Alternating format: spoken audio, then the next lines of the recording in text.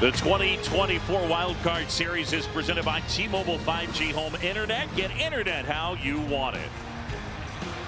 As they wave the rally towels here inside American Family Field, we get ready for baseball. Carlos Mendoza and the Mets 1 win away from a date with the Philadelphia Phillies in the division series. Let's check out his lineup, and it is presented by Cologuard. See more information at Cologuard.com.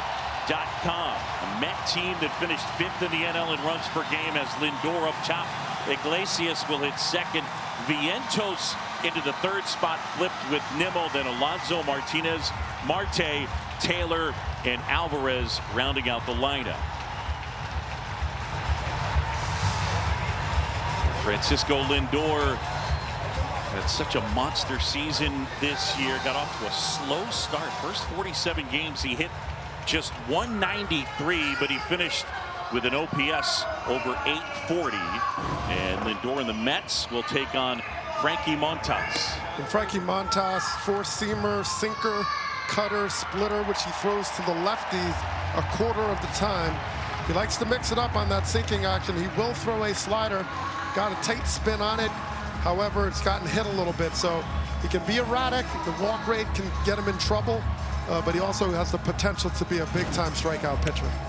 Yeah, Montas, when he made the shift from Cincinnati to the Brewers, he really went after the splitter and kind of cut the usage. The other thing that he and Chris Hook did, they went back and looked at video of his slider in Oakland, and he's kind of ditched the sweeper and gone more slider of late. Sometimes StatCast registers sweeper and slider together, but you're talking about his usage this year, and it has changed some from Cincinnati to Milwaukee. But that four-seamer, he still throws hard. They're going to need him to really bring it. But four-seamer, two-seamer, and cutter, those three pitches are so crucial for him. And he's been using the sinker more against righties and the splitter to neutralize the lefties. So we'll see if he stays with that. And that was StatCast, powered by Google Cloud, looking at Montas and his repertoire as Lindor makes his way to the plate, greets William Contreras, and then says hi to the plate umpire Chris Siegel.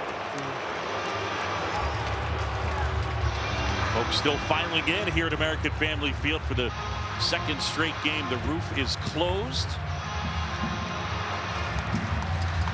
And the Brewers try to stave off elimination. Milwaukee, the Brewers have made the playoffs 6 times in the last 7 years, but they're in a stretch where they've dropped 6 straight playoff games in 10 of their last 11. And Montas ready to work, it deals. And the first pitch of the game is in for a strike. Well, the heater right there, I'll say it, 97 from Frankie Montas. Next offering to Lindor. And that one downstairs. Montas originally signed by the Red Sox back in '09. He's making his 4th career postseason appearance. And it has not gone well for he or Sean Manaea in the playoffs. And then, Dougie, the one other sort of funny coincidence is the both times each of these guys last started was against one another. It was last Friday, and Montas and Manaea went up against one another. Frankie went 4 innings, gave up 2 runs on 2 hits. He deals outside here, and he's fallen behind 3-1, and walks are a problem for him. Yeah, they are, and you worry about the questions of command early on, especially when the Mets like to get that top of the order going. Lindor being the catalyst, who has power as well. Here comes the 3-1. And that one slashed foul down the left side. And now 3-2. Montas' walk rate is 10.1%. The big league average this year is 8.2%. So Lindor trying to get on base. Montas trying to finish him off as Iglesias waits in the on-deck circle. And that one is inside. It missed. K-Zone said it was off the plate, and ball 4 in a really good eye, and a tough take from Lindor. Well, that's the thing about Lindor that you have to worry about as a pitcher, because you want to get it in there. You don't want the walk because he has the speed to steal the bases, but also if you just lay it in there, he could jump ship on you and put it over the fence. So you got to weigh that balance of getting on base versus him possibly jumping. Montas throwing to first, and Lindor dives back in safely. Francisco 29 steals, caught 4 times during the regular season. Lindor doing a little groundskeeping out there as it's wet out there by first base. Lindor, by the way, tonight playing in his 30th career postseason game.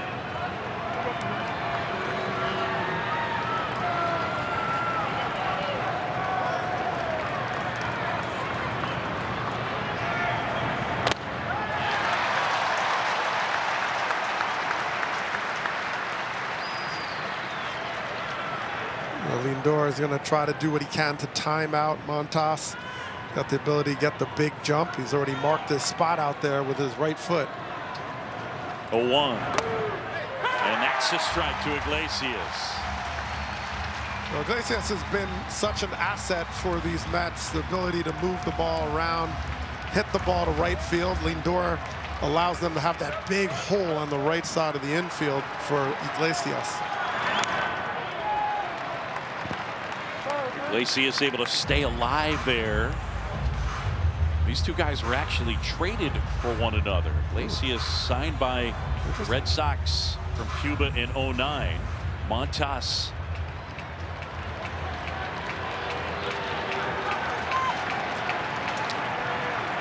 delivers. And that one hit on the ground, out to short. Adames to second for one, return to first, save. Well, the slow roller, Iglesias a little bit out in front. And that out in front not only induced the weak contact, which is hard to close, but it's also allowing Iglesias to get out of the box sooner because he's falling forward. So that extra half a step, because of being mismatched or unbalanced in his swing, he ends up leaning forward and getting that extra step to turn it into a fielder's choice and avert the double play. Brewers probably with as good a defense as you'll find in all of baseball. Cleveland very good as well. Brewers won the team gold glove last year. Vientos taps one softly to third, charging in. Ortiz trying to barehand, couldn't do it, and it'll be an infield single. A swinging bunt from Vientos, and now there's 2 aboard in front of Nimmo with 1 out. Well, there's some hits that are just indefensible. Nothing you can do about it. Just the weak contact, that's what your goal is as a pitcher. But he tops it with that topspin. Ortiz only has 1 window of opportunity to barehand it, and he just missed it. You know it's an all or nothing play. If you get it, you might have a shot. If you don't, it's still a base hit. Yeah, of course. So now it's Nimmo's turn. Brandon Nimmo 1 for 5 in the game yesterday. The Mets threatening immediately here in the top of the first.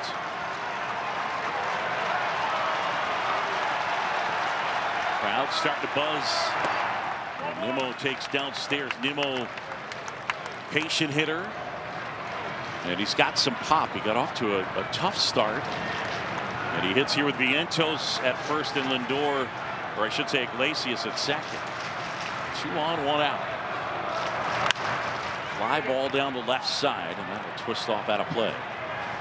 Well, you look at the first at bat for Brendan Nimmo, and one of the things he struggles with, for whatever reason, this is the at bat that gets him a little bit in trouble. He doesn't get off to a good start. So he's hitting 133 during the regular season in that first plate appearance. So something, you know, it's like that. You always have 1 plate appearance where you're not quite sharp. This is it for Nimmo. 1-1. Hit on the ground to the right side, and it gets through. Iglesias around third. On his way to the plate, he's going to score. Throw to third. Vientos is in. It's an RBI single for Nimmo, and the Mets jump in front 1-0. Well, the thing about is making contact, and he was able to get a pitch out in front. And so, you know, this wasn't the pattern of the plate appearance where he was strong all year, but he rolls over. And even with that sort of rollover, that extra step that Hoskin takes towards the line cut down his range to that backhand side and is able to squeak through for the Mets, and Nimmo celebrating. First and third now for the Polar Bear.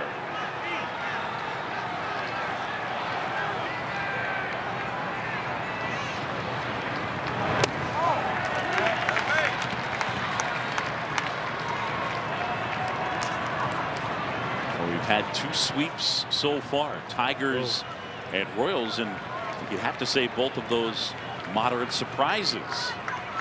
Certainly not the favorites. Pitch in for a strike. And the count 1-1 to Pete Alonso. 34 homers during the regular year, a free agent at the end of the season.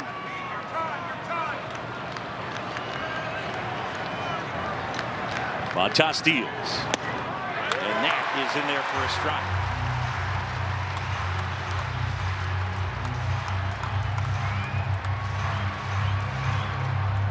Sean, thank you very much, and welcome those of you that watch the Royals eliminate the Orioles inside American Family Field, and the gritty New York Mets back at it as they have jumped out to a 1-0 lead on Frankie Montas and the Milwaukee Brewers. John Shambi, Doug Landville, Jesse Rogers, thanks for joining us here.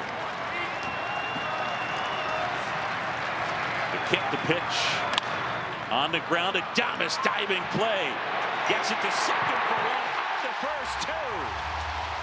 And I'm not sure what happened with Alonso, but he barely made it halfway down the line. Yeah, just didn't get out and stumbled off there out of the box, and that was it. A double play, and Montas limits the damage. 1-0 Mets. The Brewers will come up to hit when we come back. Back here in Milwaukee, Mets have a 1-0 lead. We showed you a double play to end the top of the first. Here's what happened to Pete Alonso. Every once in a while, even the big leaguers, you gotta watch the bat. Yeah. Yikes. Yikes. Well, self-inflicted there. He tripped himself, and sure he's not too happy about it, but he's still shaking his head. He's talking to himself. All right, let's take a look at tonight's starting lineup, brought to you by Cologuard. See more information at Cologuard.com. It'll go Churio, Perkins, and Contreras, Adames, Gary Sanchez, the DH, Rhys Hoskins, Frelick, Ortiz, and Turan. And Sean Manaea delivers a strike to the leadoff man, Jackson Churio. So the big lefty from Indiana. well, and Sean Manaea just, what a meteoric rise the second half. And he's adjusted big-time sinker. That's the pitch that has made the difference for him. He throws a sweeper, changeup, four-seam cutter, and slider as well. But really, the sinker has been the play 45% of the time. Churio drives that one right field. Well struck. Marte back. Gone! And just like that, the Brewers have tied it up. The 20-year-old knocks it out of the park the opposite way. Well, Churio has huge power, and he has it to all fields. And in this case, he stays back and is able to let the barrel come through the zone to take that opposite field power. And all season long, he just kept getting better and better and more improved to using the whole field with authority. Churio hit 21 homers during the regular year. A leadoff blast, and it's 1-1. Well, these teams have switched roles. Yesterday the Mets played kind of Brewer baseball, and the Brewers are hitting the home runs here. This one lifted in the air out towards left field, and Nimmo grabs it. Well, you think of Churio. Look how he stays back on this ball. He pitches away, and he leans out over it. Really just aggressive style. Head position, perfect. And he knew he got a lot of it. So he's watching this ball, and it's comfortably over the fence. And that is a dangerous hitter when you have that much power that way and also can pull the ball. Here's William Contreras now. He takes a strike. You were mentioning the sinker, that two-seam fastball for Sean Manaea. It's interesting because he actually throws the sinker up in the zone. So it's a look you don't see very often. The arm slot is quirky, but he likes to go up in the zones. Made some adjustments. We'll document those coming up.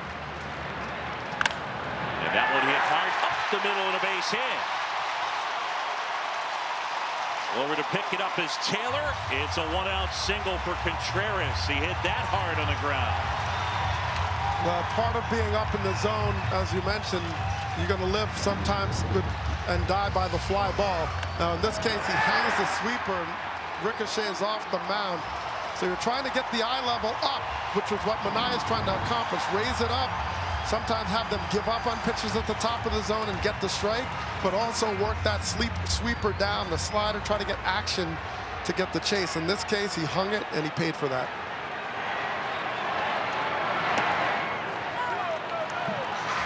Adames takes a strike right there. So how about Jackson Chourio? You consider for a second. The last 17 Brewers were set down in a row yesterday. And the first batter goes deep to tie the game. Well, he's shown so far to play with a certain calm, and you know, at 20 years old, that says a lot. But he's risen to the occasion. He made some big plays, and he's showing that he can drive in the runs. That pitch is in there, and Adames, looking for something else, has gone on strikes 2 away. Well, Manaea is a fly ball pitcher, so he will live at the top of the zone. But he understands that, okay, once in a while as a fly ball pitcher, you're going to give up the home run. You try to minimize it to a solo shot if possible, but that is sort of the risk reward of pitching up in the zone. Manaea deals. And that one in there for a strike to Gary Sanchez. Sanchez, big time power. A former Yankee. He's actually a former Met. He played 3 games for the Mets last year.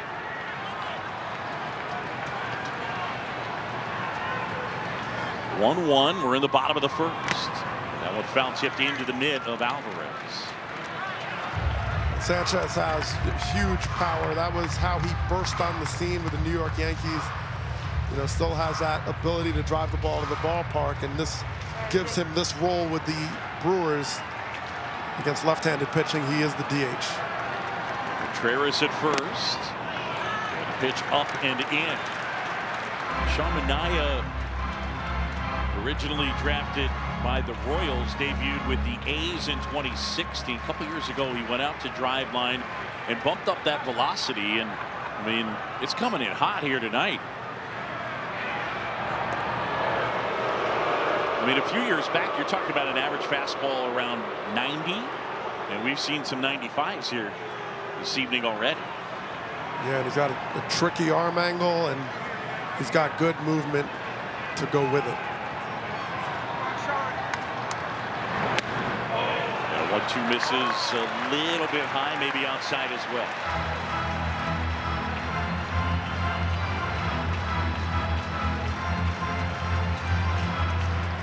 Balls, 2 strikes on Gary Sanchez. Manaea and Alvarez getting together. Here it comes. And this is popped up foul, and that will get out of play for Sean Manaea. Just his 4th postseason appearance, his 3rd start. It has not gone well for him.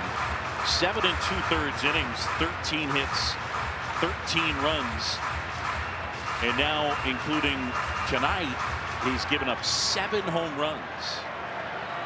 Chourio got him. That one outside. Well, even within that, he has become the ace of the staff. Certainly how he pitched in the stretch run to get into the postseason. So now he's got to find a way to translate that on this stage.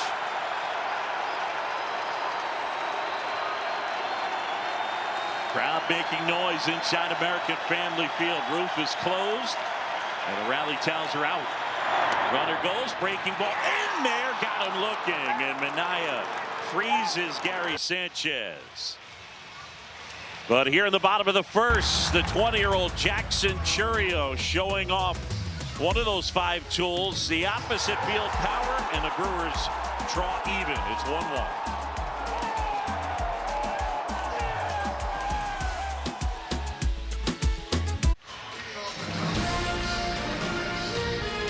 And welcome back, tied at 1 as we go to the top of the second. ESPN Bet Live money line, and right now it is even for the Mets, and you're -120 to win 100. ESPN Bet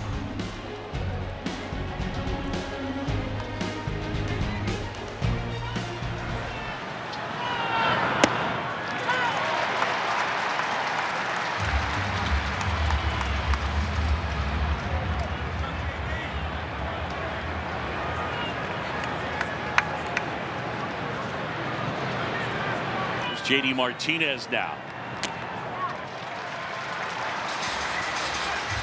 We'll see what adjustment Montas is going to make. Really has to get that location down. The Mets are a team that can hit the home run.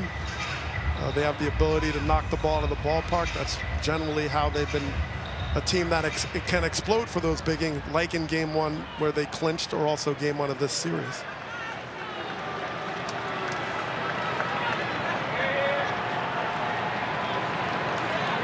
Here's the 0-2. And that one foul tip into the mitt of Contreras. Martinez is gone. First strikeout from Montas. You see the velocity registering. I mean, he can bring it. I mean, he has the velocity to get there, 98 miles an hour. And there's times when it's going well and the hitter's not looking for it. You don't necessarily have to be perfect and fine on the edges. You can blow some people away, as he did that last pitch. First one to Starling Marte. Misses the mark, ball 1. Marte 0 for 2 in Game 1. Tied up at 1 apiece. We're in the second. Montas. Check swing called strike. One of the things with Montas that's interesting, Dougie, is 19 starts with the Reds, a 5.01 ERA. He was a little better with Milwaukee, 4.55. The 1-1. Too high. But the strikeout rate really jumped from 19% with the Reds to 28.7% with the Brewers. And he has the stuff to do that. It just really ticked up with the Brewers. Next pitch downstairs. You know, and certainly the Brewers had such success this year. They've controlled first place for most of the season, almost the whole season. So you get traded to a team that's in it. It's just another level of excitement. Like, okay, we now have a shot, and I could be part of this. 3-1 is on the way. Hit on the ground towards first. Hoskins has it. Long toss off the glove of Montas, and Marte will stay put at first. It'd likely go as an E1. Hoskins did a pretty good job. It was a long underhand toss, but it appeared to get him right in the glove. Well, this is absolutely an E1, and the toss is right there.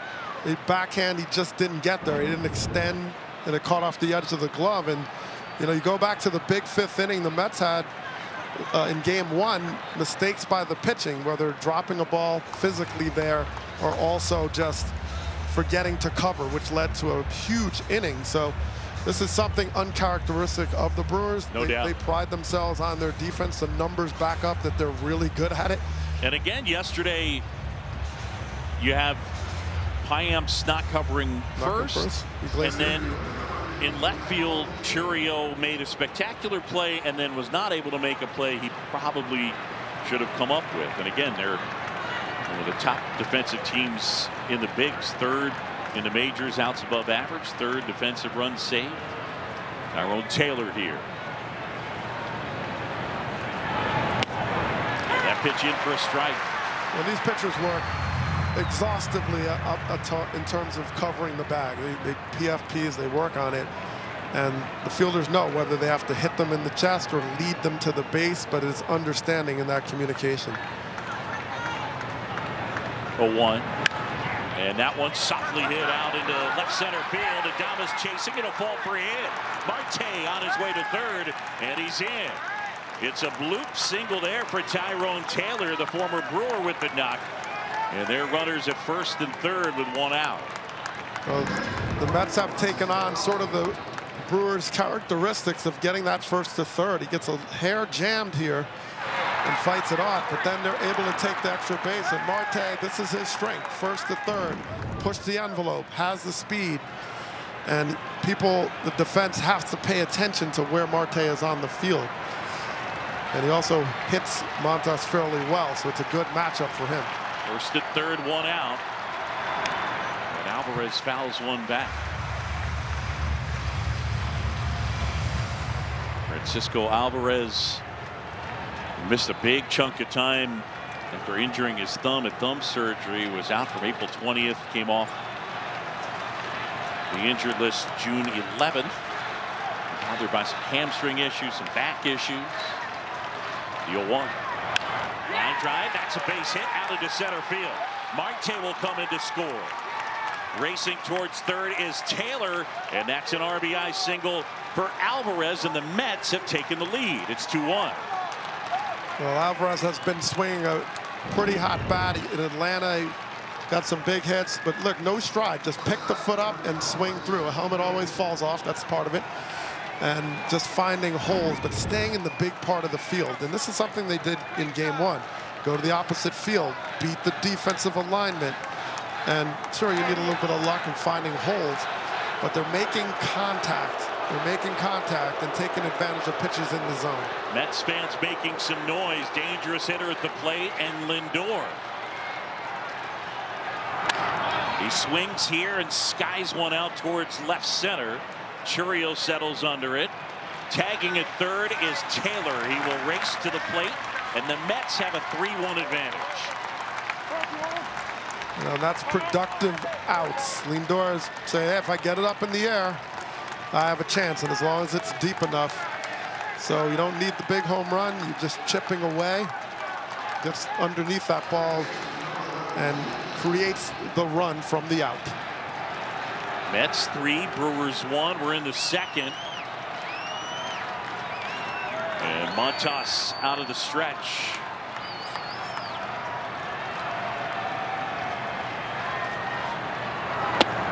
And that pitch in for a strike.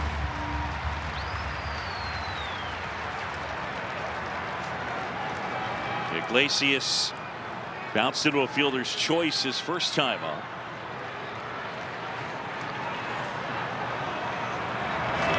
That pitch downstairs. I said earlier they were traded for one another. They were actually traded together, but went different places. It was a 3-team deal: the Red Sox, the White Sox, and the Tigers. And the Red Sox traded Iglesias in the 3-team deal to the Tigers, and Montas to the White Sox. The 1-1. That's hit hard past the diving Terang and out into right field. Racing around second is Alvarez, and he dives in down to second, and safely in there is Iglesias. Well, right now the Mets are absolutely putting the screws on the Brewers, and you talk about first to third. They are using the whole field. They are creating the extra base. They're aggressive and also smart. They're going backdoor. The trail runner, or in this case the batter, comes in behind and watches the throw, reads the throw as Iglesias does, and then puts himself into scoring position. I mean, that is relentless pressure, and they're showing the versatility of this Mets offense. Yes, they can hit the home run, but they also can play contact baseball with aggressive base running style. Here's Vientos now. An infield single his first time. Montas delivers down low. The Mets doing it again, similar to the way they did it yesterday with that big 5th inning, that 5-run 5th inning.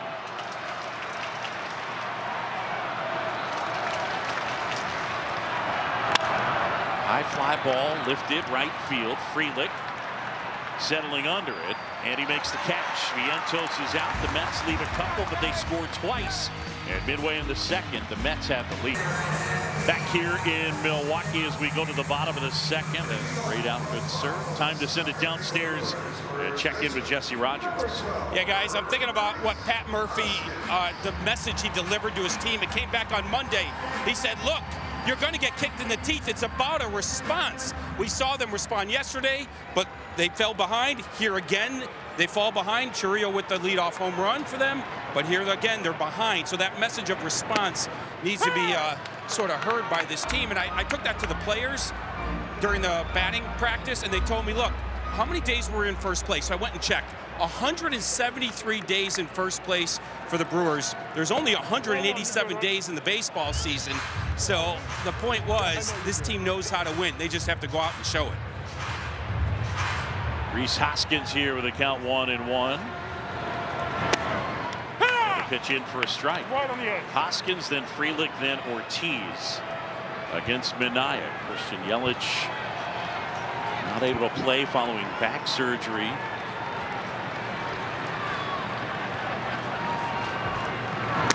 The 1-2 misses. 2 balls, 2 strikes. Yelich, by the way, his last game was July 23rd. He was putting up big numbers. In fact, his best OPS since 2019, over 73 games. So, I mean, he was really doing it. And yet here they are. So even without a big bat and a guy that can run in Christian Yelich, a former MVP and a former runner-up in the MVP, this team kind of cruised at first place for over 170 days. The pitch. And a mile high in the air out towards left center. And Nimmo makes the catch. There's no crying in baseball. Or with the Capital One Venture Card, because it lets you earn unlimited double miles on every purchase every day. Let's play ball!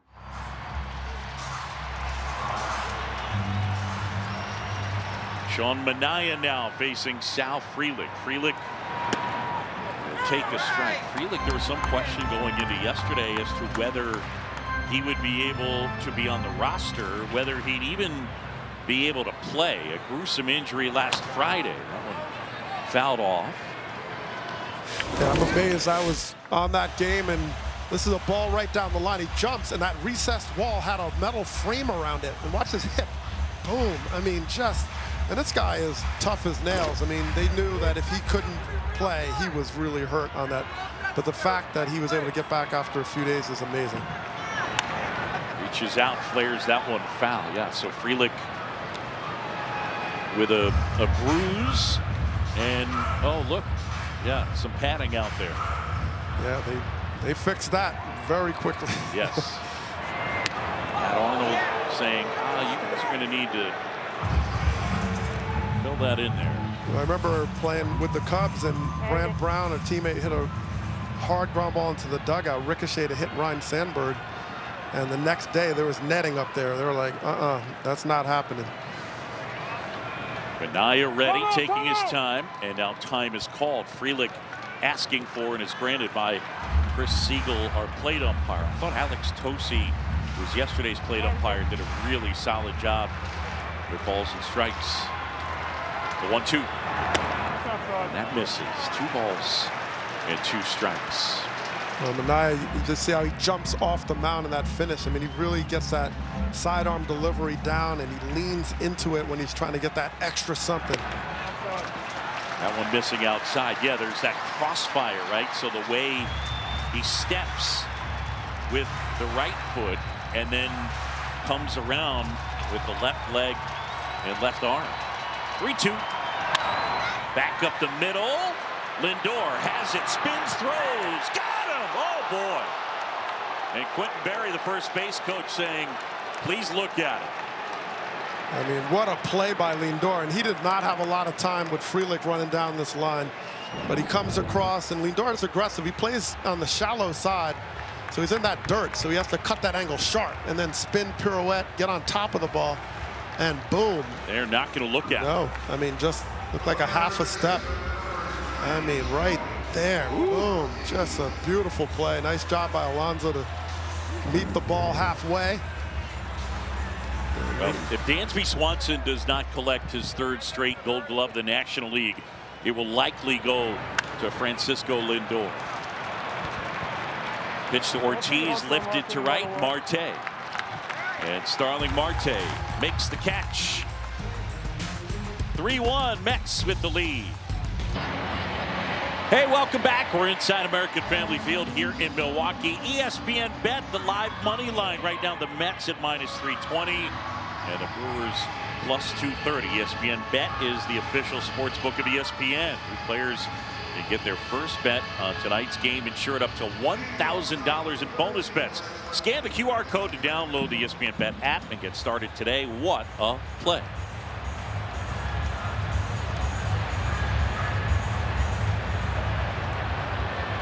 Brandon Nimmo will step to the plate for the Mets as they lead it 3-1. We're in the top of the 3rd. John Shelby, Doug Glanville, and Jesse Rogers.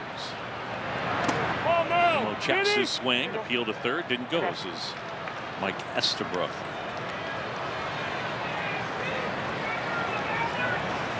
Nimmo, the big home run in Game 1 against the Braves in that clinch party day for them.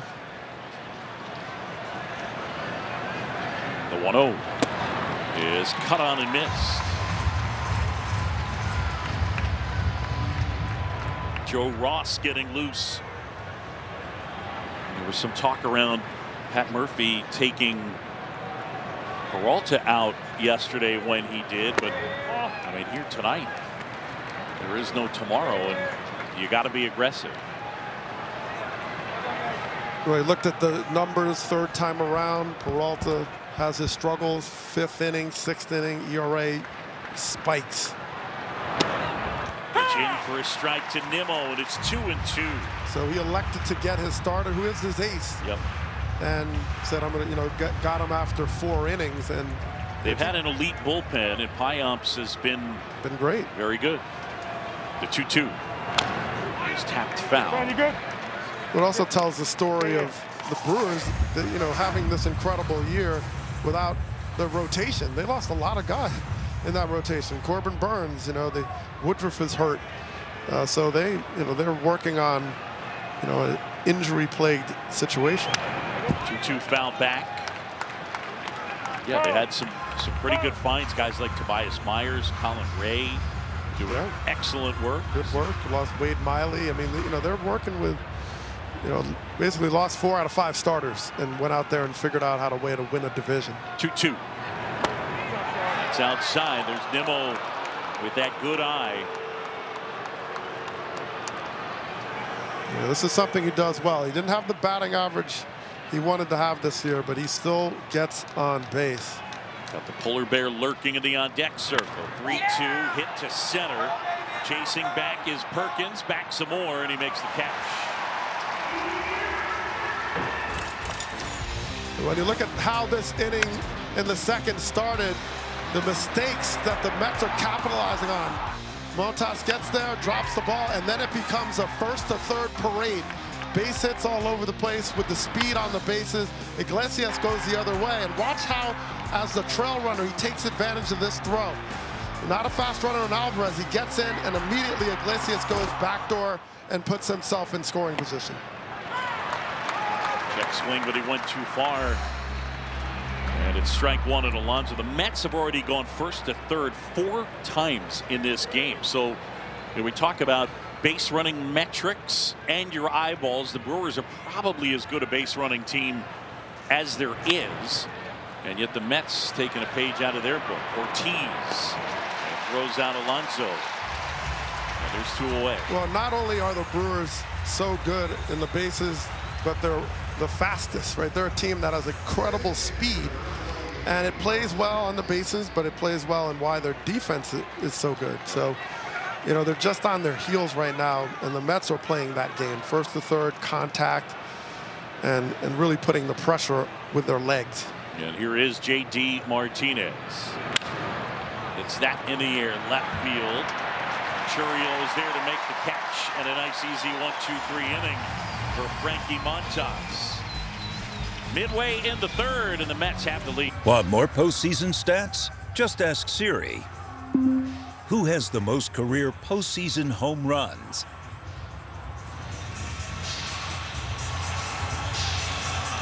Welcome back here in Milwaukee. And first baby due today. Boy, yeah, playoff win is what we're looking for. I get it. Wow, that's love right there. Ooh. Whoa. Yeah. All right. I'm assuming he's going to get a phone call if necessary, and we'll bolt out of here. Is there a hospital in the stadium, maybe? First offering here to Bryce Terang, misses the mark. Imagine being born at American Family Field. The 1-0. Now tipped at the plate. Terang had 3 hits, including a couple of doubles yesterday. Yeah, had a really good game against Manaea towards the end of the season in September.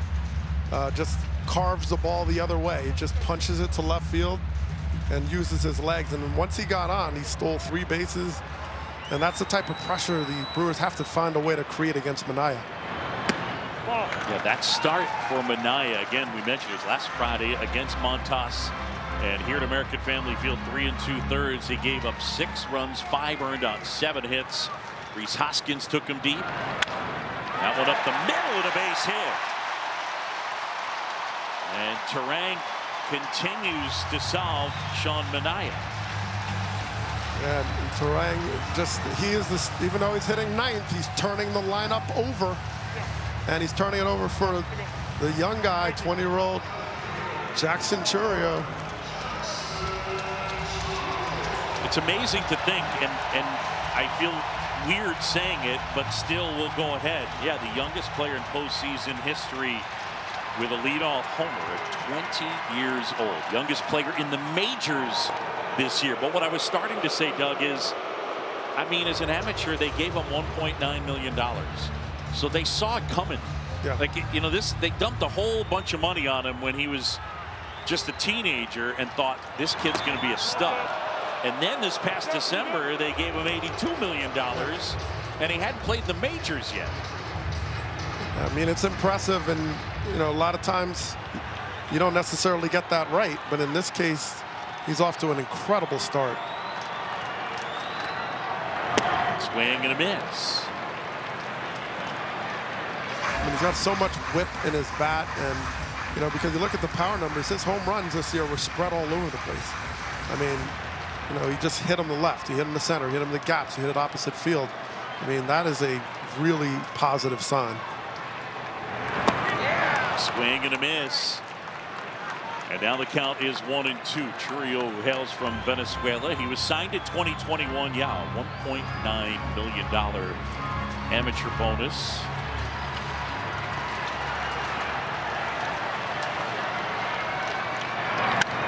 And he's been, I mean, certainly one of their engines from June 26th on. The only 2 players that had a higher wins above replacement than Jackson Chourio were Shohei Ohtani and Francisco Lindor. In the NL. That's pretty solid. Yeah. Time call. Chourio stepping out. That's 3, Brewers 1. We're in the bottom of the 3rd. You know, one thing impressive, you see a lot of hitters get behind in the count, and they go, as I say, down the drain, right? They get worse with each strike. All of a sudden, he's actually really good behind in the count. Next pitch is down and in. But just to give you an idea, this year, Major League batters with 2 strikes hit 168.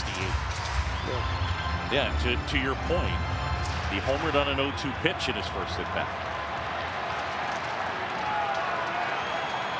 2-2. Foul off, and he stays alive. Chourio had 2 hits and a run batted in yesterday.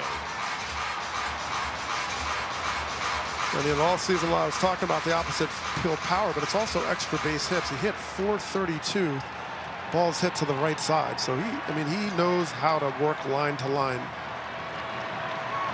Manaea. And that one in there, got him looking. Chourio throws it. And this is a great pitch by Sean Manaea. The slider, sweeper at your feet. And then he's like, okay, I'm going to come in again, but this time I'm bringing it with the heat. And this is another way to freeze a hitter, right? You get him thinking of that breaking ball down and in. He starts anticipating it, and then it stays true. First offering is high and outside, and Alvarez coming up out of the crouch to grab that one. Blake Perkins at the plate. It'll be interesting to see what they're thinking about with Turang at first. During the regular year, these 2 teams squared off, and the Brewers went 17 for 17 in stolen bases. Ouch.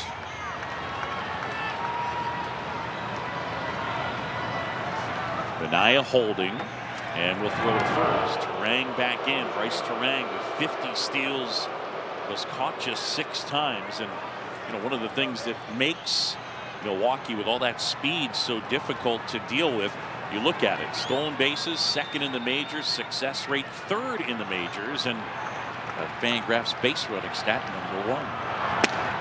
Pitch is in for a strike. I think 17 for 17 puts you in a different category. I mean, at that point, are you really stealing the base? It's kind of like charity at that point. I mean, if you know, you can file for a 501c3 and just be like, I'm just going to give you second base. 1-1. Foul back off the screen, back in our general vicinity. Tax deductions. I mean, come on. By the way, you got us if there's a foul ball, correct? By jumping out of the way, yes, I do. Oh, I will push you this time away from the ball. We had an incident. We've had an incident. Yeah. He and I. Anaheim. Bad thumb. Yeah, that wasn't great. Was not great. Here's a 1-2.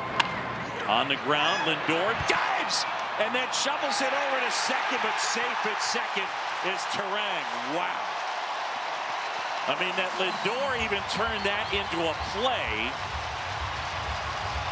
And then Terang showing off the speed. I mean, the speed, he's not even in the screen. And look where he comes from. Boom, out of nowhere. And then he has to try to shovel. He didn't get the air under it, so it got stuck a little bit in his glove as he's trying to transfer, and he put a topspin on it, went right into the dirt, and Terang, super speed, was able to beat it. And this is how the Brewers can extend innings.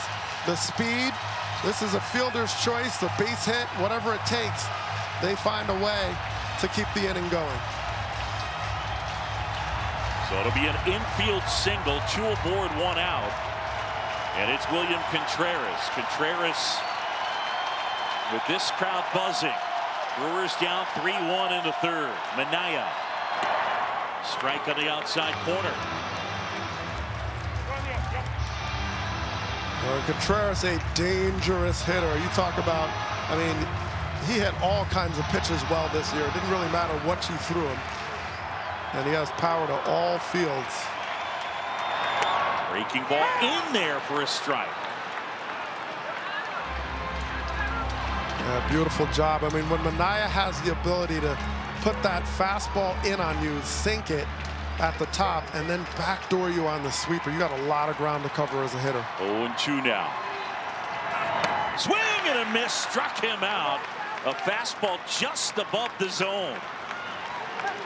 I mean, that was a brilliant sequence by Minaya and the Mets. I mean, you can't script it any better. I mean, look at this sequence, right?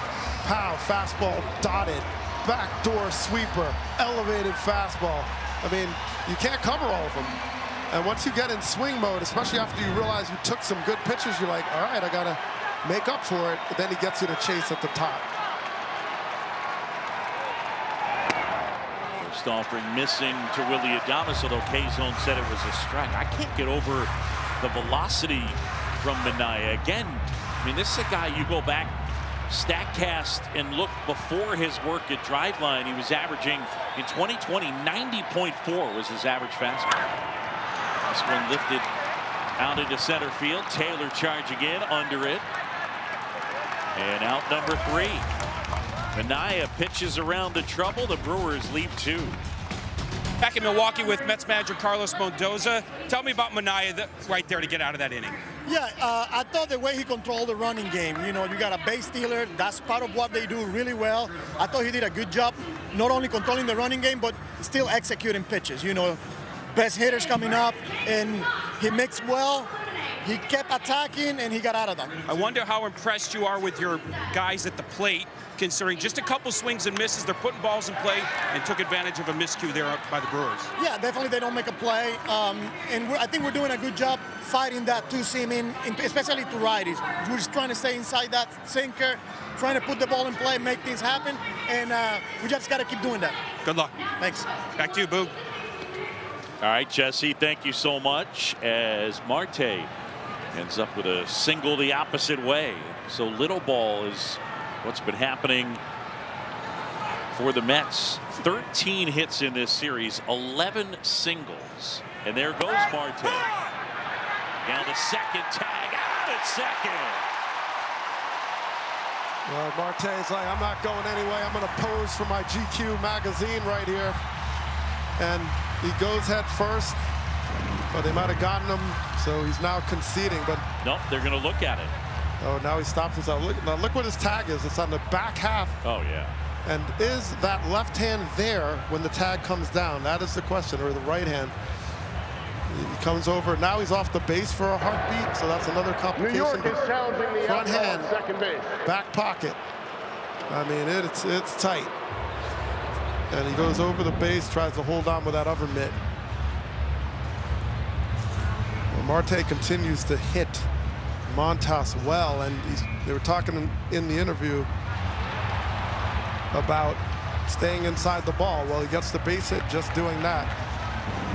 It's going to be a tough one.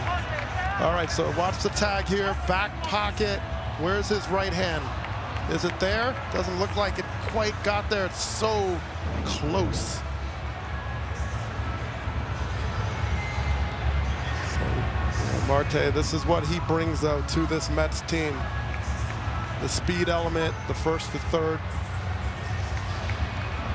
So the call on the field out at second base as we take a look at the replay review powered by Zoom. And inside. Yeah, one of the angles is really tough to see because Alan Porter, the second base umpire's foot's in the way. So watch his front foot as he gets extended here. And the tag, you're trying to see when it actually gets there. I mean, it is bang, bang. And when it's bang, bang, is it enough to overturn it? After review, the call on the field is overturned. The runner is safe. New York will retain both challengers. Well, that was a decision that they believed it was not clear and convincing enough. At least the evidence was clear and convincing to overturn it. So, Crew Chief Alan Porter letting us know safe. And now a man in scoring position, and Tyrone Taylor. So a steal for Marte. I mentioned yesterday, Starling Marte, the active stolen base leader in the big league. So Tyrone Taylor, an opportunity here with the Mets already up 3-1.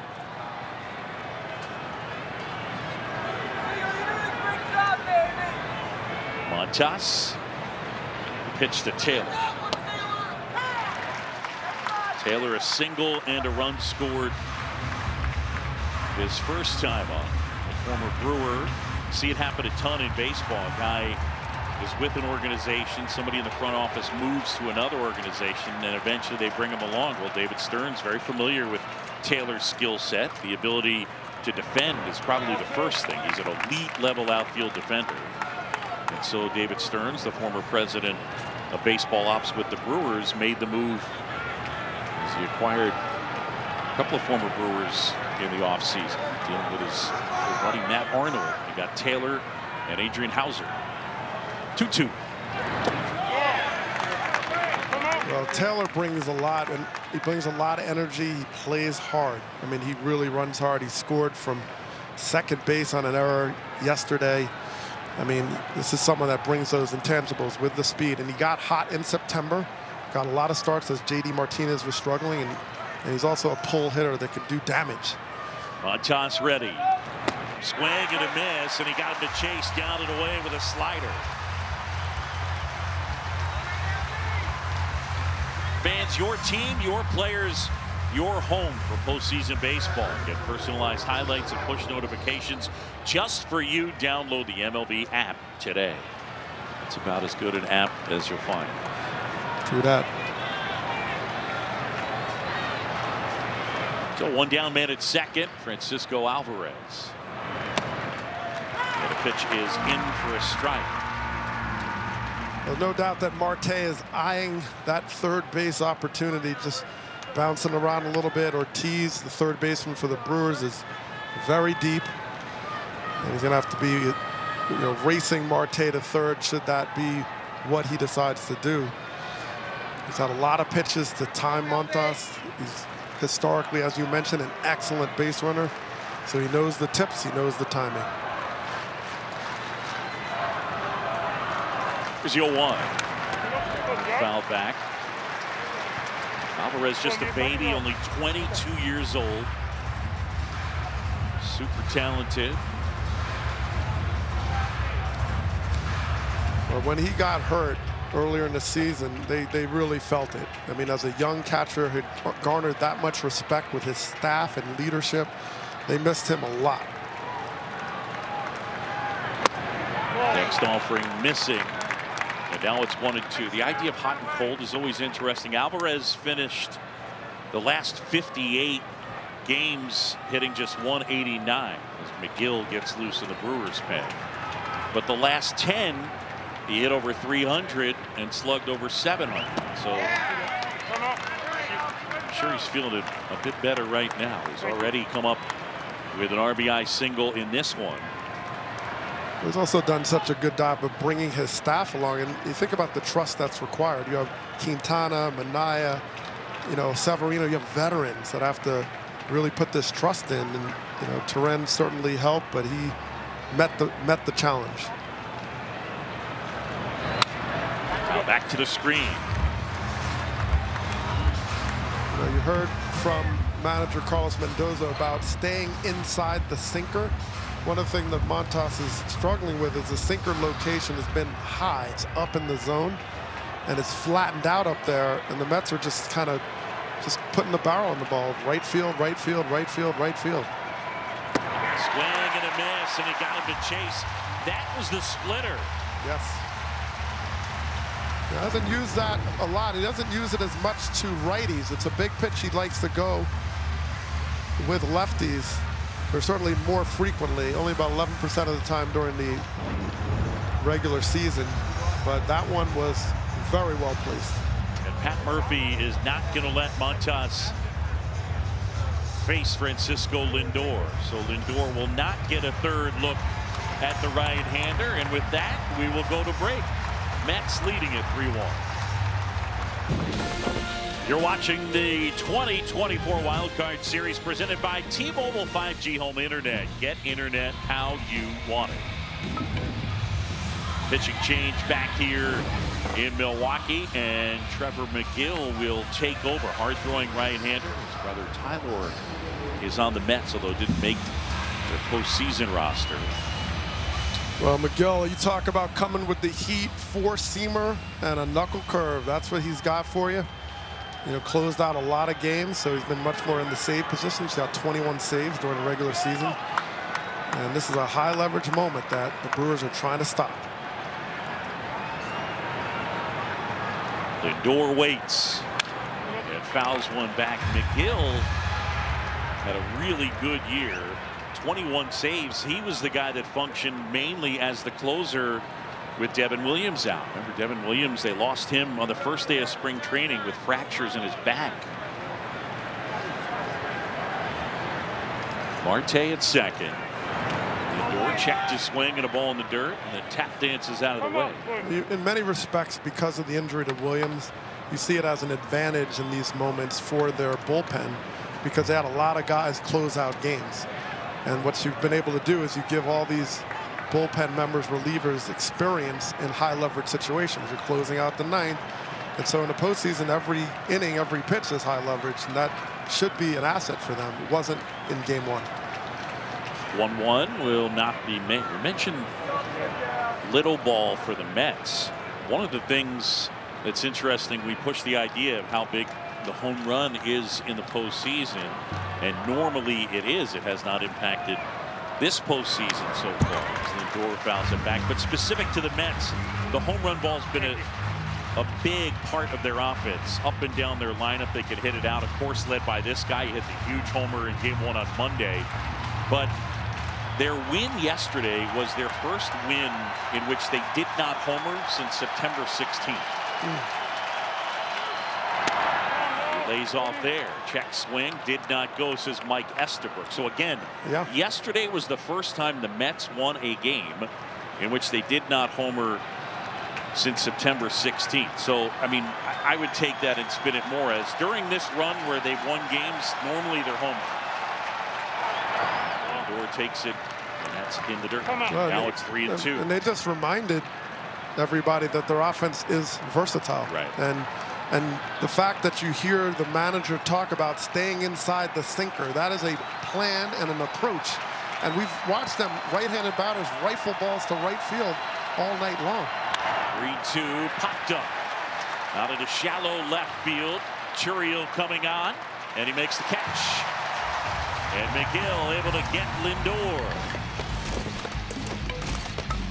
Teams that punch their tickets for the division series, the Tigers, the Royals. The MLB postseason continues with the division series, and that starts on Saturday. Fox and FS1 We'll cover the National League. Dodgers and Phillies waiting for the wild card winners of TBS, True TV, and Max will have the American League. So right now the division series sets up the Tigers and the Tigers and the Guardians and the Royals and the Yankees.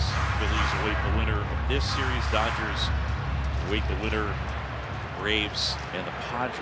So the Royals and Tigers celebrating today.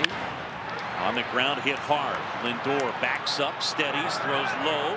Dug out nicely by Alonso. Heck of a dig by the polar bear.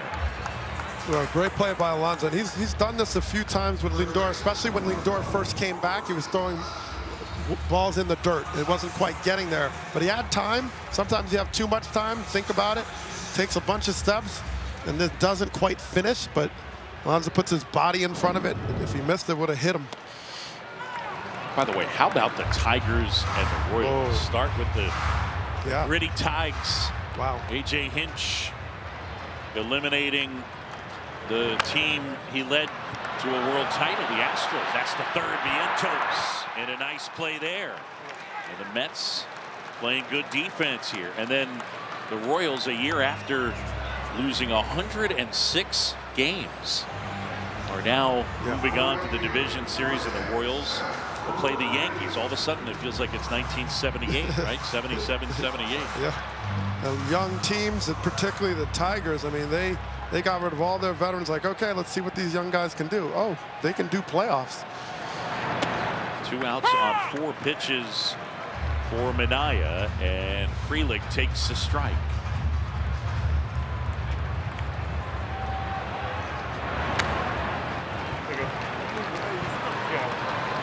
I mean, Minaya, you talk about lefties and righties, and actually he's really good at neutralizing right-handed batters.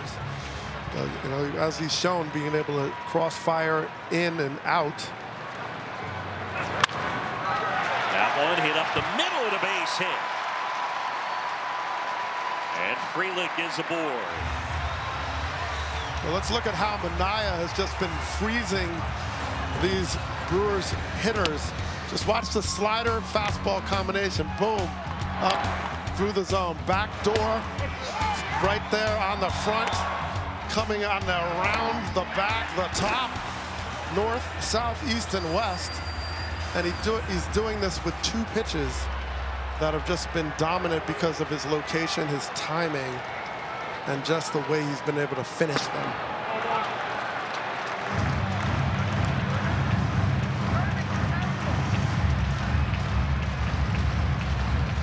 That combination, slider, fastball, will keep any hitter honest if you have the location to go with it.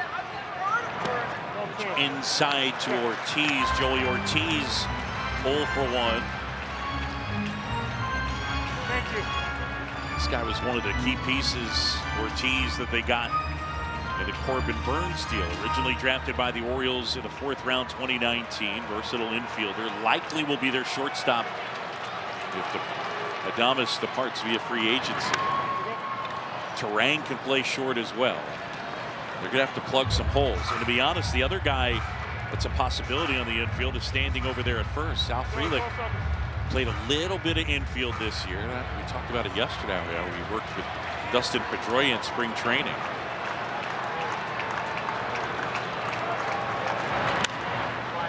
Lifted in the air, slicing down the right side and out of play. So the infield next year could be, but there's the possibility they take Frelick, move him into the infield, and go some version of Terang, Ortiz, and Frelick. We'll see.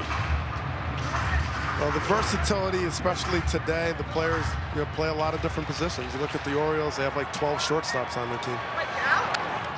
Ortiz fouls one back. And this was one of them, by the way, at the plate. They're like, we have too many shortstops, so Brewers, go ahead. Yeah. So they have a lot of guys. I mean, back when I was playing against the Brewers, a lot of guys, they had kind of a look. There was a 5'10.5" dude. They were fire hydrants. With a goatee. Yeah. And they all could play first base. Yeah, it was get it. Very impressive. 2-2. Hit hard but foul on the ground. I know Jeff Cirillo out there is smiling at me, so I appreciate that, Jeff. It's a nice play down there by the ball person. The sidewall. And Here in Milwaukee, John Shambi, Doug Glanville, and Jesse Rogers. There he is. Nice play, man.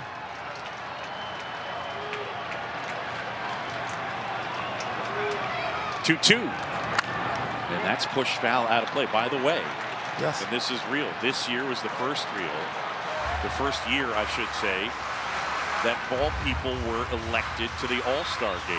So you had a chance to elect someone. If you thought your ball person, like in Chicago, we have Fabian. You know. Yeah, solid. 2-2. What is inside? Ortiz pushed off the plate.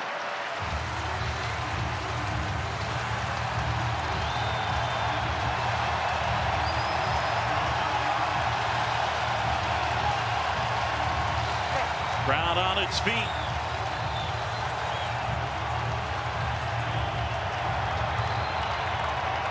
Minaya wanted a new baseball.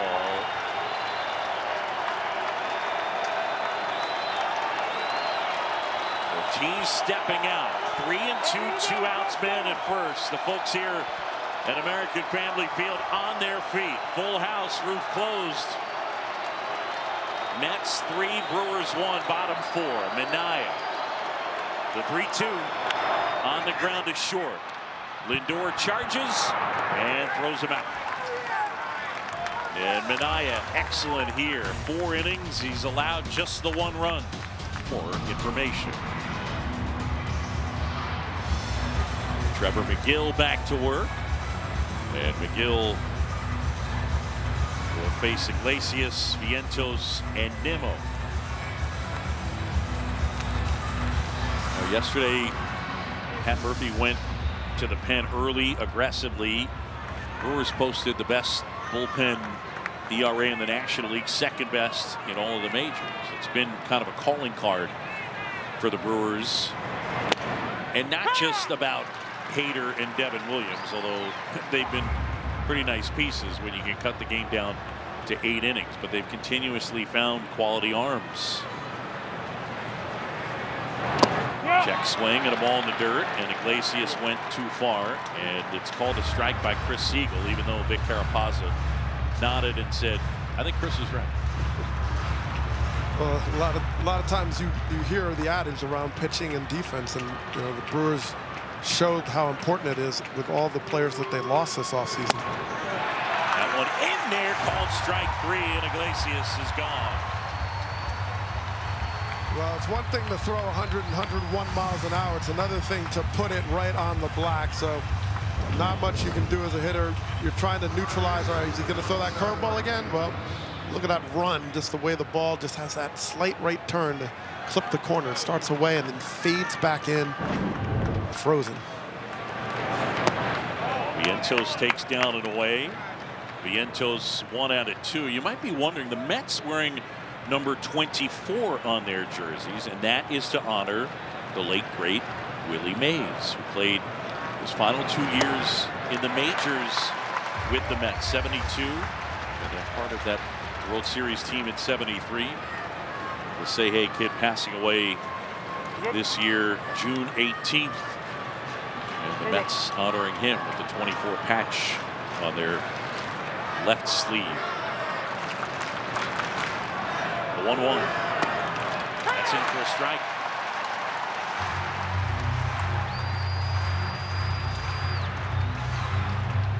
Vientos this year delivered big time slug, 516. He had 27 homers.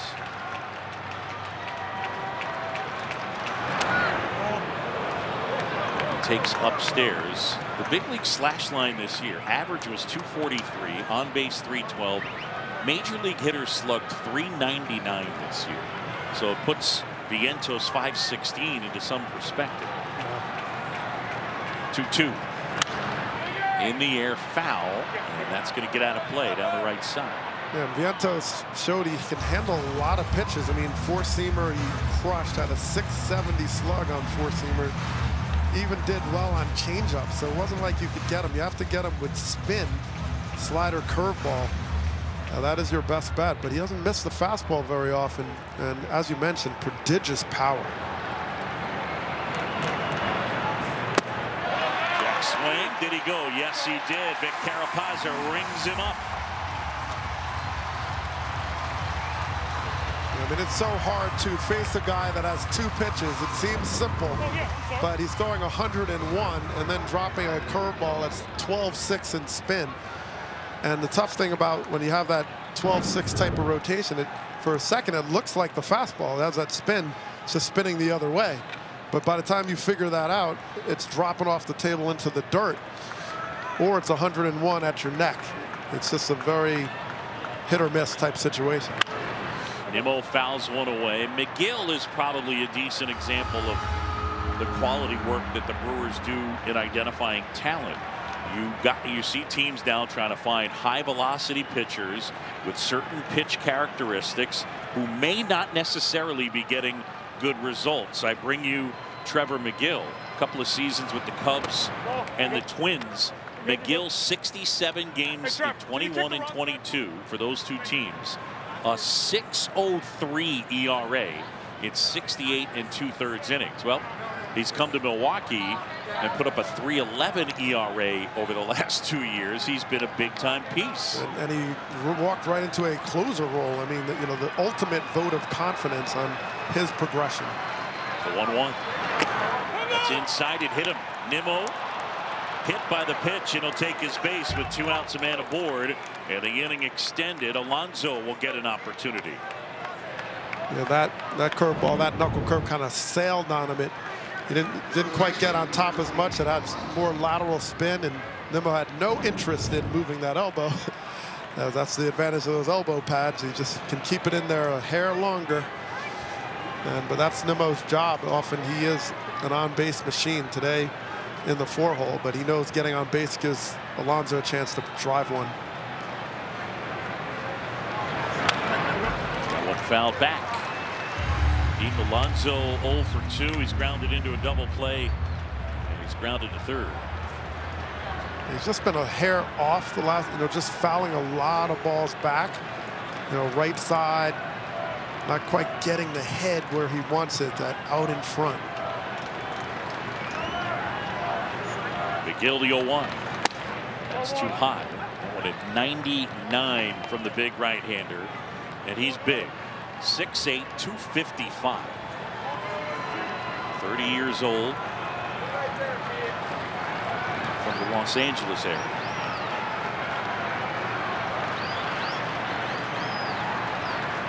Swing and a miss, and a pitch diving down into the dirt, and now it's 1-2. Works north and works south, top of the zone, bottom of the zone,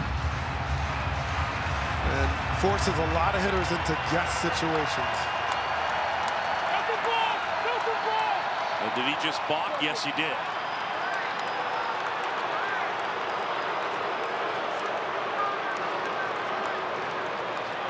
Well, seemingly minor, but it is a kind of self-induced mistake here.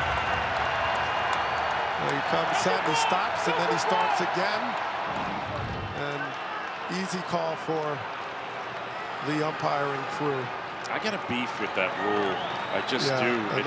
It's like the idea of the balk is centered around deceiving the runner, and there's nothing about that was deceptive. It's to me in the same vein as if he dropped the ball. Drop it and run him out.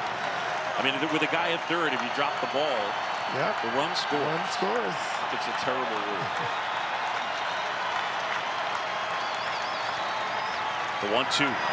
Swing and a miss, and McGill strikes out Alonso. Crowd here at American Family Field trying to urge their Brewers on. It's 3-1 Mets. Welcome back to Milwaukee with Pat Murphy. Murph, things have settled down since that second inning, but those extra outs have come back to hurt you a little bit. Yeah, leadoff walk and covering first again, dropping the ball. Both those ended up being runs. You can't do that, but I'm confident our guys will battle back. They always have all year long. How about at the plate now, facing Sean Manaea a third time through? Hey, he's really tough. He's really tough, but again, I'm confident we're going to put something together. Thanks, Murph. Thank you. Back to you, Boo. How about pitchers covering first have factored in both games? Payamps yesterday in the 5th with Iglesias, and then today Montas dropping the ball. The ironic thing is that on the workout day, they did PFP. Yeah. And I'm just going to give you anecdotally all the workouts I've been to in the playoffs. Most of the time, the pitchers aren't doing PFP.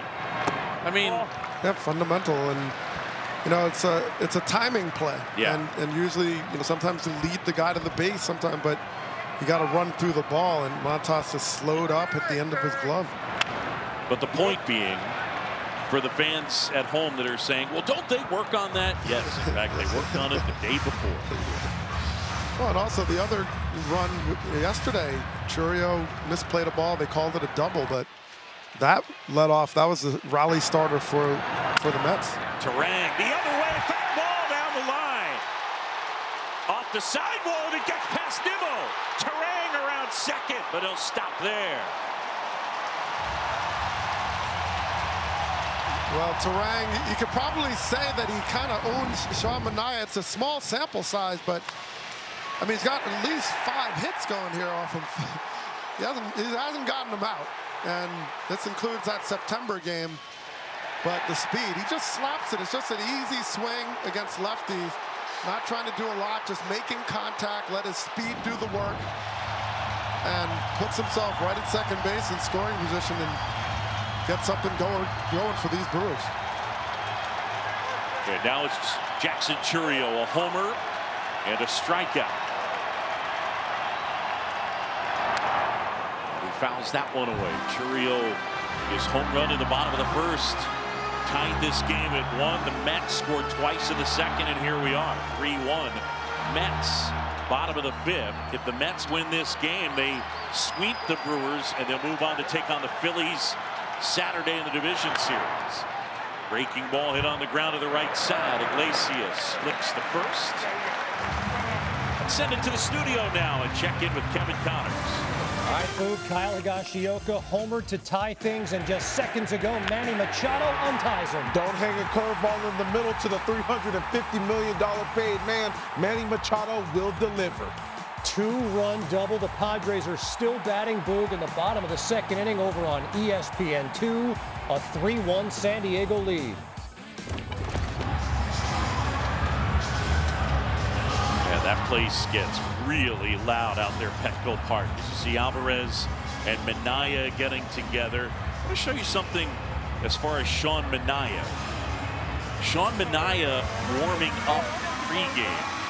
And one of the things that he likes to do in order to get ready and get in on hitters in the bullpen, he likes to set up and fire from one mound and throw to the other side. Yeah, like so there are 2 mounds out there. Yeah, it's like wild. Cross court. He throws cross court, 2 mounds and 2 plates, and he throws across the court. Blake Perkins takes a pitch upstairs, and it's ball 1. But he in an adjustment he made in July, one of the things, he dropped his arm angle, but he also closed off his stride to give you that crossfire effect. Yep, a la Chris Sale.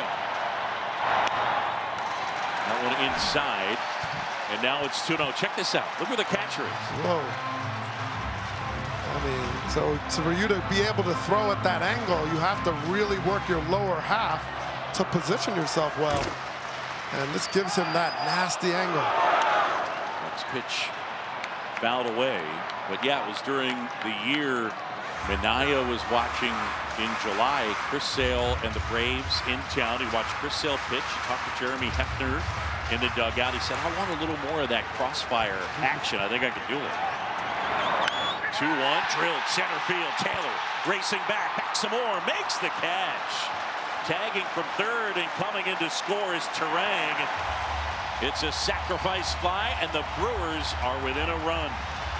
Well, you kind of lose Chourio's productive out, but good job by Chourio moving the run into third.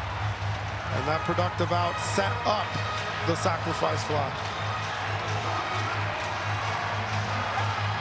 Nice jump, nice grab by Taylor.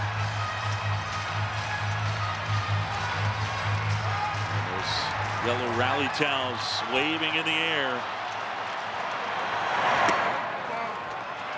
First offering a breaking ball, and that misses. Ball 1 to Contreras. You figure if Contreras faces Edwin Diaz, you know, he's playing his theme music. Yeah, I'm sure it is the Timmy Trumpet song, and I'm sure that Edwin Diaz is sitting there going, he's playing my song. Yeah, I know they've been. I know everybody's scored. Anaya paints the inside corner, and it's 2-1. Would Edwin get royalties or something, licensing deal? Something. I thought he signed some deal to get exclusive rights, but guess not. The 2-1. Good foul. Did you have a walk-up song? Oh, I had many. Yeah, I usually had 4 different ones a year. In Philly, we were crazy.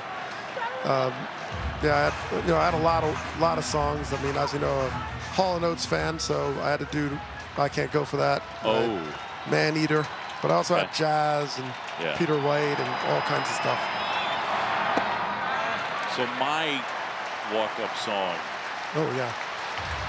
I'm stealing this from my partner with the Cubs, Jim DeShays, but yeah, I would go up to the plate to take me out to the ball game just to confuse everybody. Yeah, that would mess everybody up. I like it. 7th inning stretch or something. Yeah. Mind games. Here's the 3-2. On the ground, Lindor kicks it, picks it back up, throw to first, dug out by Alonso. What a play. Pete Alonso saves Lindor after the bobble. The Brewers pick up a run, and we got ourselves a 1-run game here at American Family Field.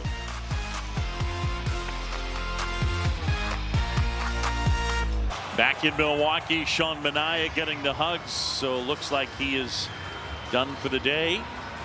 5 innings, 2 earned. And Yoel Payamps will take over. A very, very solid regular season with that 3.05 ERA and the strikeout rate at 25%.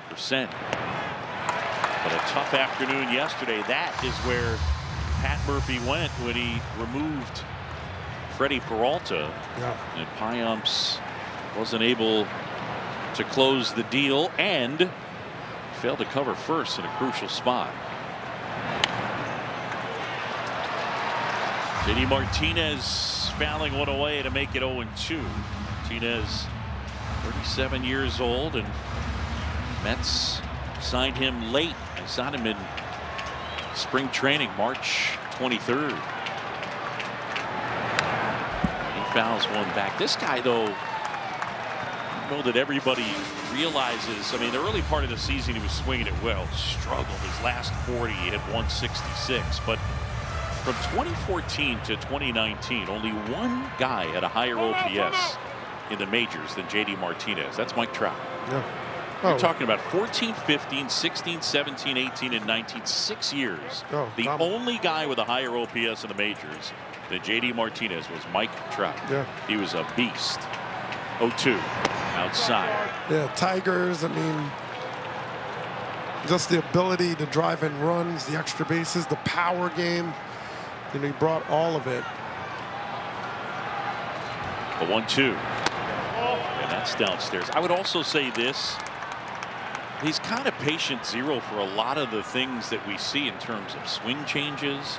He's the first guy that I saw record his batting practice from the side. Yeah. The 2-2. And that's outside. Now we see teams and players do it all the time. No, he was a student of his swing. I mean, he was a hit doctor. And that's what makes him almost an extra hitting coach for your team. He's done a lot for these Mets hitters, the younger guys.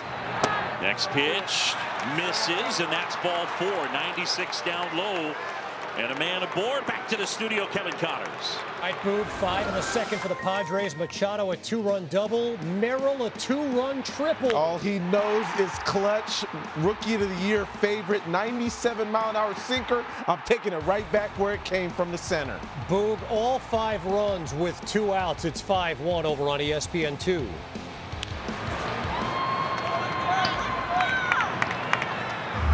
You got to name your kid Jackson, don't you? Yeah, apparently. Merrill, Churio, Holiday. Super talented. Even if your last name is Jackson, just double up. Jackson. Like it. Hall of Famer. One foul back, and it's 0-1 on Marte. Well, Payamps is, very good slider. That is his it pitch. 40% of the time during the year, he has a four-seamer, sinker, changeup, but really the slider sets the table. Fouled off, and now it's 0-2. This is a Mets team that won 89 games. Last year they won 75. The last time they've been in the postseason was 22, and the last time prior to that was 2016. On the ground, right side, and it gets through, and he just punches it through the right side like he did last time. I mean, they have literally worn a groove out on the right side of the infield into right field. I mean, it is impressive. Look how late he waits for this pitch. I mean, out of the glove. There's no intent to say, let me drive the ball. I just need to make contact and hit it where they are not located. Man, that is impressive. Chris Hook coming out to have a word with Yoel Payamps. But amazing to watch what the Mets have done with the contact and just the approach. Yeah, I mean, this is no accident. I mean, this is a collective approach. They have all been able to rifle the ball to right field. You don't have to really hit it hard if Terang is pinching towards center field up the middle.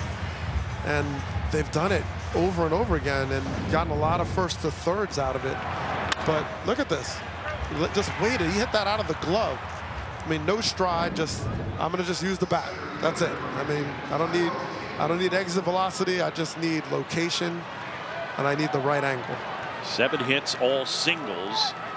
And here is Tyrone Taylor, 1 out of 2.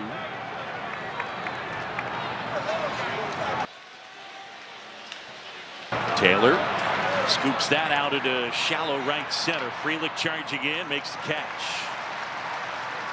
And out number 1. Here in the 6th, the Mets 3, the Brewers 2. It's the National League Wild Card Series Game 2. If Carlos Mendoza and the Mets pick up a win, they will sweep, eliminate the Brewers, and move on to Philadelphia. They'll take on the Phillies this coming Saturday. And now time call. Alvarez stepping out.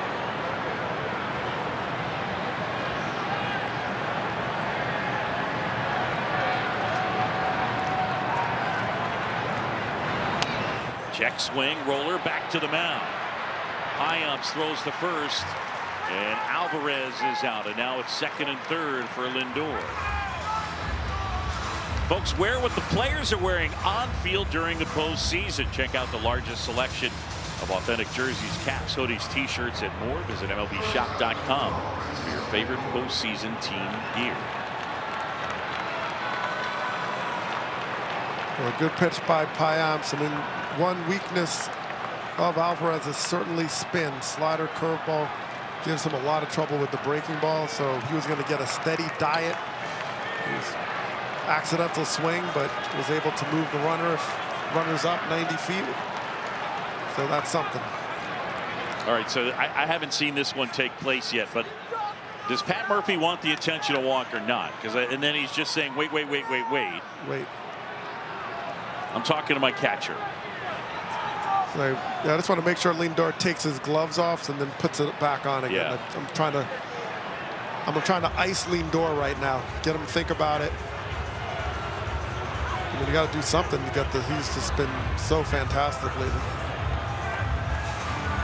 And once you signal, can you unsignal? I don't think you can. So they're going to get together.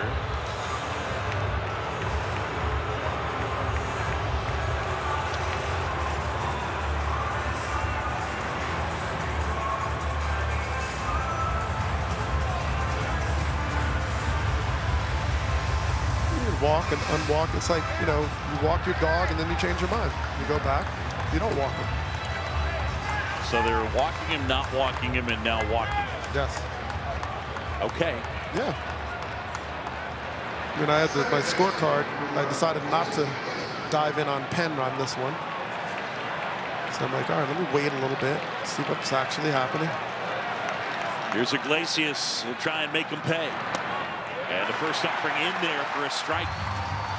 And it's 0-1. You don't see the intentional walk used a ton these days.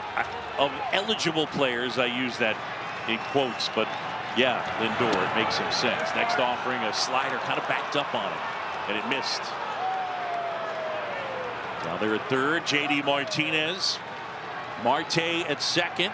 Lindor, the runner, at first. They're all loaded up. 2 outs. Mets by a run. Swing and a miss. And here comes the crowd.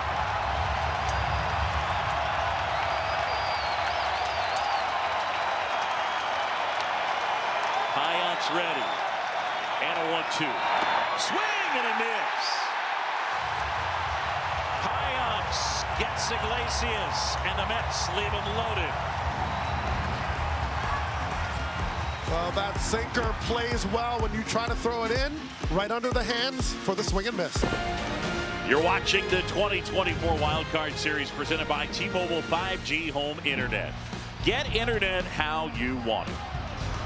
We go to the bottom of the 6th. The Mets the Mets leading it 3-2. The Mets the 6th seed. The Brewers the 3 seed. New York on top by a run. And the new pitcher on the mound as Carlos Mendoza goes to the pen, and it is Reed Garrett. Well, Reed Garrett just absolutely big arm. And when you talk about big arms, has that split action that drops off the table, but he also can bring the velocity to go with it. I mean, serious heat.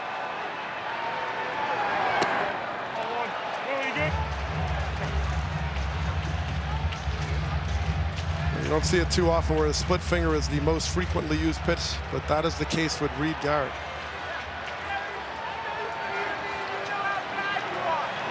Here comes a 1-0. And it's fouled off. Yeah, it's amazing in today's game where a guy who averages 96.8 with his four-seam fastball, and that is his 4th most frequently used pitch. Yeah. That's the game. It foul. That one in and out. I mean, it's just, look, it is so hard to hit today. These guys throw harder than ever.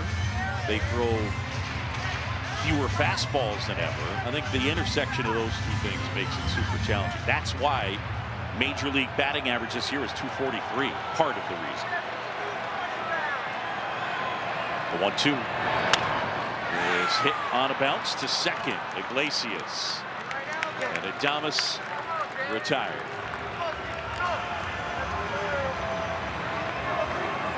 Want the latest on the postseason? Just tell Siri.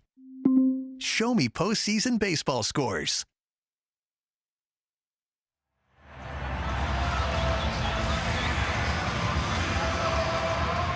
Reed Garrett now with a dangerous hitter at the plate. Here's a guy that can tie it up with one swing of the bat. Met fans watching certainly have an idea about the early career of Gary Sanchez with the Yankees. Look at this. The fewest games to reach 100 homers in Major League history. Fastest was Ryan Howard. Second fastest Pete Alonso. Gary Sanchez was 3rd fastest to 100 homers. Obviously his career is stalled.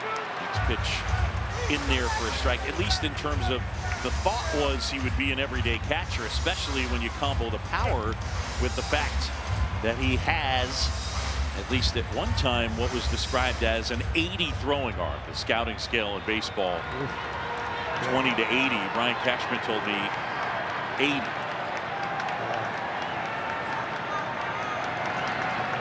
0-2 down. 1 out, nobody on. Mets up 3-2.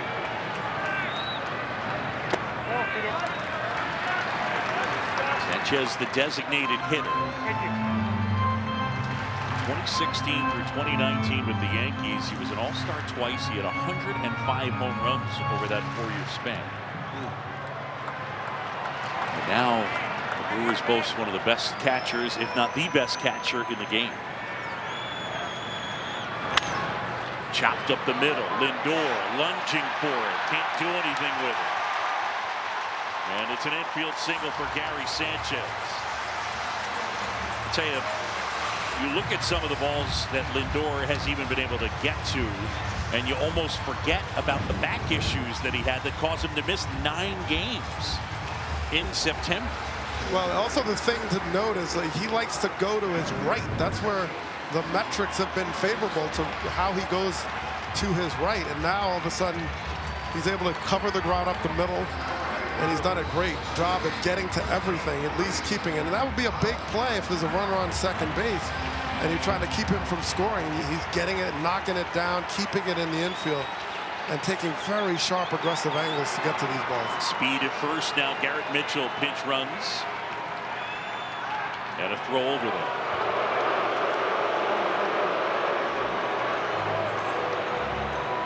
I think one of the challenges at defender, and certainly, you know, there's a lot of information to make these decisions, but do you play to your strength, you know, lean one way to make your strength happen more often, or do you give yourself more room the other way?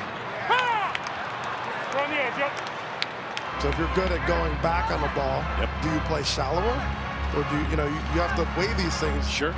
And Lindor, if you're better one way or the other, do you cheat that way and or have the confidence that you can cover that ground, or take advantage of the fact that you're good that direction? The 0-1 is down low. Yeah, for the Mets collectively as a team, the numbers bear out kind of a middle of the pack-ish type defense, although error-wise only 5 teams made or more errors. But they were 12th in outs above average, 15th in defensive runs saved. But from June 1st on, they played much better defense. Time call. I think they're saying now 2 disengagements. Yeah. Ball to strike. Garrett with Mitchell at first. Alonso holds him on. Pitch to Hoskins. There goes the runner. The pitch is a strike. Throw to second. Tag. Ow! Oh boy. Iglesias, what a job with the glove on a short hop throw. And they get Mitchell. Are the Brewers going to look at it? Well, a lot of the throws, the goal as a catcher is you want it to sail towards the first base side. Look at the ball move. So to get the catch and tag, and a phenomenal play by Iglesias to scoop and then come down right on the arm, and it is the right call. I mean, that is a tough play because he's coming in as the ball is running away from him, but catchers throw it to that first base side, so all you have to do is catch the ball and drop the tag. Great hands from Iglesias. Hoskins swings and misses, and Garrett faces the minimum. No runs a hit, nobody left. End of 6, and the Mets have the lead. Mets have capitalized on a lot of mistakes in this series. Game 1, lack of covering. Look at the delay getting there. Iglesias beats him to the bag, and what does it lead to? Base hit to right, and there Iglesias scoring that run. The next mistake, Game 2, right here tonight. Runner leads it, doesn't lead enough, and all of a sudden Montas does not execute, and base hit by Alvarez scores Marte. So mistakes.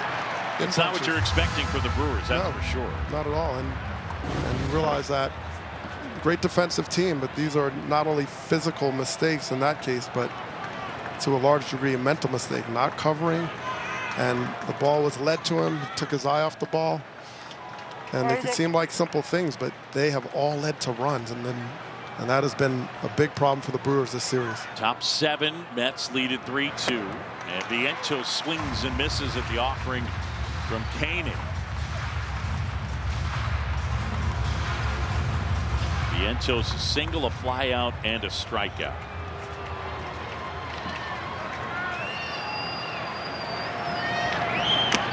That one fouled off at the plate.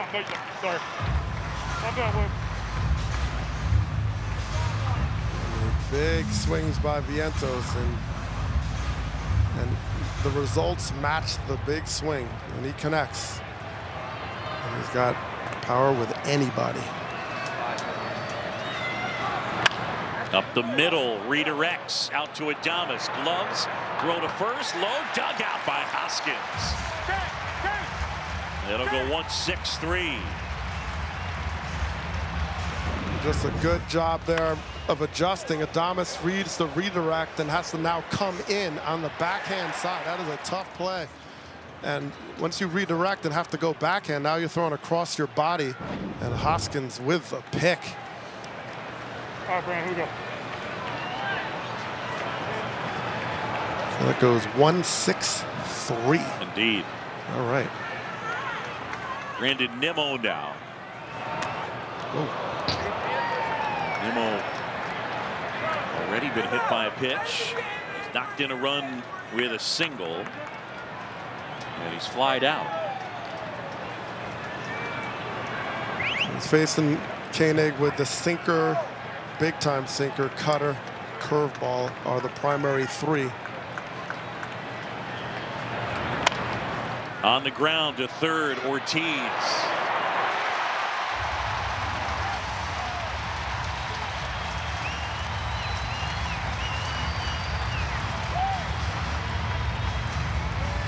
Folks, be part of history by helping select the 2024 All-MLB team presented by MGM Rewards. Vote today for the players you believe in the best performance this season. Terms and conditions apply. See MLB.com/All-MLB for details. A really nice play by Joey Ortiz. Broken bat, soft liner, fair ball, base hit out into right field. The business end of the bat landed about 3/4 of the way down the third baseline in foul ground. And Mike Sarbaugh going to retrieve it right now. Well, when you have a sinker, look at that ball running away from Alonso. So he started his swing thinking he's on the barrel, and it ended up off the end. And with that velocity and that strength, you can get some broken bats, but Alonso's happy about that broken bat because it got him a hit. Pat Murphy not going to let Koenig face JD Martinez. He had Joe Ross up in the bullpen, and he'll make the move. The Brewers down a run. We're in the top of the 7th. 2 outs, a man aboard, and a pitching change. Here are the featured games coming up. We got number 5, Georgia hosting Auburn Saturday afternoon. It's on ABC Saturday night. It's the UFC 307. Main card begins at 10 Eastern on pay-per-view. Our Week 5 Monday Night Football matchup, Saints and Chiefs. And then it is NHL opening night, a triple header on ESPN. Chock full. JD Martinez facing Joe Ross. Fastball in for a strike.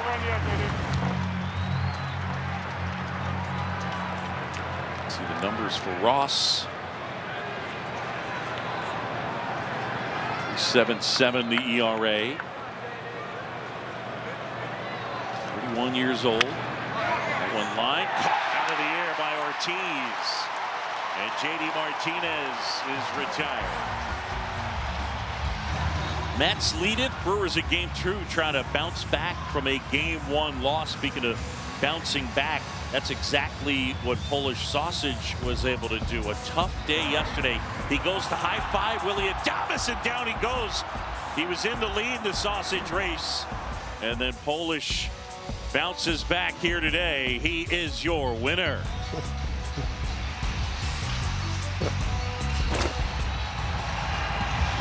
Ryan Stanek will take over.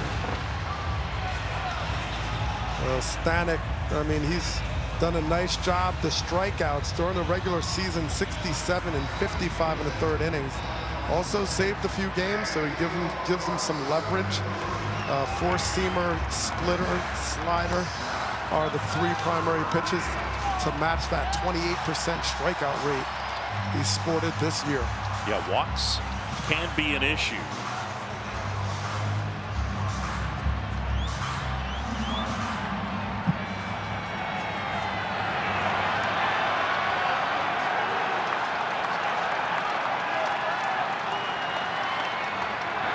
Shortens to bunt and takes ball 1.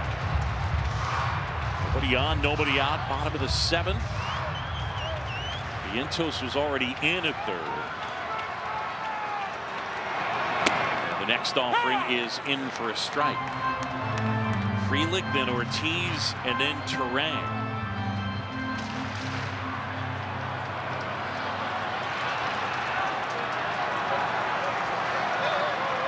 The 1-1, and that's a little bit high.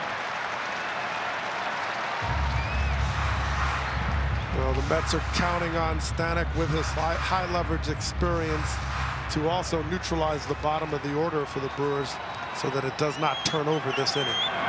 Next offering, cut on and miss. Look, here's how postseason small sample could work out. We told you that the Brewers are a really good defensive team, yes, and they haven't defended well. The no. Mets had the highest walk rate as a pitching staff in the National League this year, third highest in the majors. They've walked 2 so far in 15 innings in this series. 2-2 hit on the ground right side. Iglesias picks it up, flips to first, and Frelick is out. Well, it's a challenge to figure out, do you want to work on your weaknesses now, try to address them, or kind of be yourself, so to speak, what got you here? And certainly walks are a problem, but one thing they also had done is not give up a whole lot of hits. That was their counter. They were very good at that, second in baseball, in fact, in fewest hits per 9 innings. Ortiz grounds one foul. Yeah, I think the other thing too is that in a small sample size, sometimes you're just not yourself. And for the Brewers, it's 20 consecutive postseason games that they have lost. And trailing entering the 7th. Ortiz swings and misses there. I mean, obviously, that's a narrative, and it makes a nice tidy story to connect all the teams, and they're not all connected, right? But in terms of a fan base, they certainly experience it as, oh man, I've seen this before. Line to right. Marte is able to make the catch. Ortiz retired. There's 2 away. Well, the Mets have been very aggressive on the bases, and that has created a lot of pressure. We saw the mistakes defensively, uncharacteristically, we could say, for the Brewers this season, and they've capitalized. That is the key. You know, teams make errors, but they have made sure that they've paid for those mistakes, and so far that's been the difference in this series. Stanek deals, and Turang swings and misses. I got a piece of it. Splitter there. Turang 2 for 2, had 3 hits yesterday. When you have a guy like Turang at the bottom of the order, he's a great asset to turn that lineup over. He gets on base. He had 50 stolen bases during the season, so he can run. Pitch in for a strike, and now it's 0-2.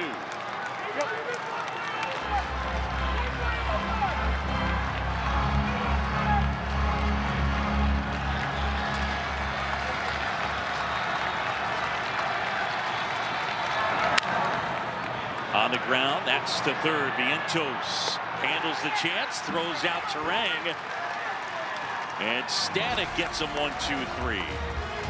The 2024 Wild Card Series is presented by T-Mobile 5G Home Internet. Get internet how you want it.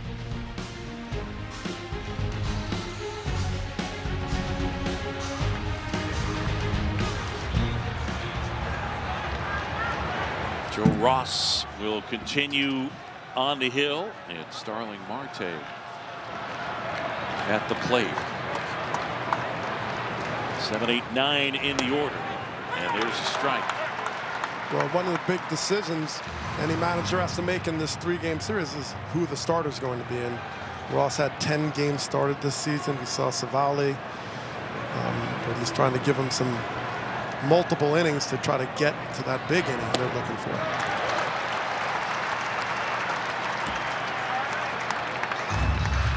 Devin Williams getting loose in the pen. Obviously, you get into these spots elimination, it's a leverage spot, but they're down a run. That one missing off the outside edge. Ross wanted it. The slider. Chris Siegel would not oblige. Chris Siegel's been good today. He really has.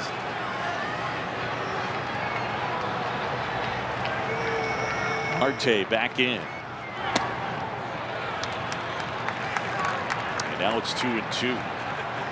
Mets leading at 3-2. 3 runs, 8 hits, no errors for the Brewers. 2-7-1. The Mets have left 9. The Brewers have left 4. Russ trying to keep it right there. Slider, sinker, four-seamer, and changeup. That one up and in, and Starling lunges out of the way.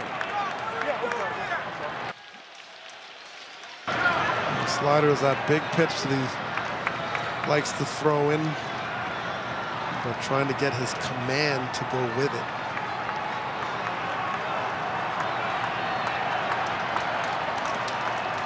Three and two, here it comes. And that one outside, and it's ball 4. Let's send it downstairs, and Jesse Rogers.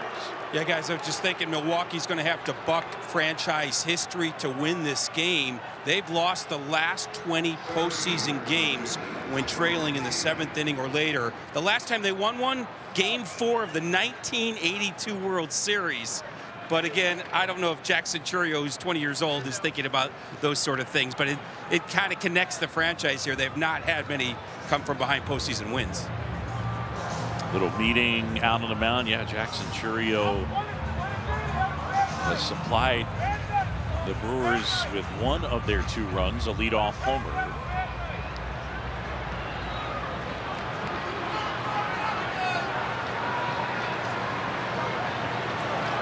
Brewers in '82 went on to fall in the World Series to the Cardinals with those guys. Yeah, Molitor. Pitch in for a strike. Brewers, one of 5 active teams never to have won a World Series. Brewers, Mariners, Rockies, Rays, Padres.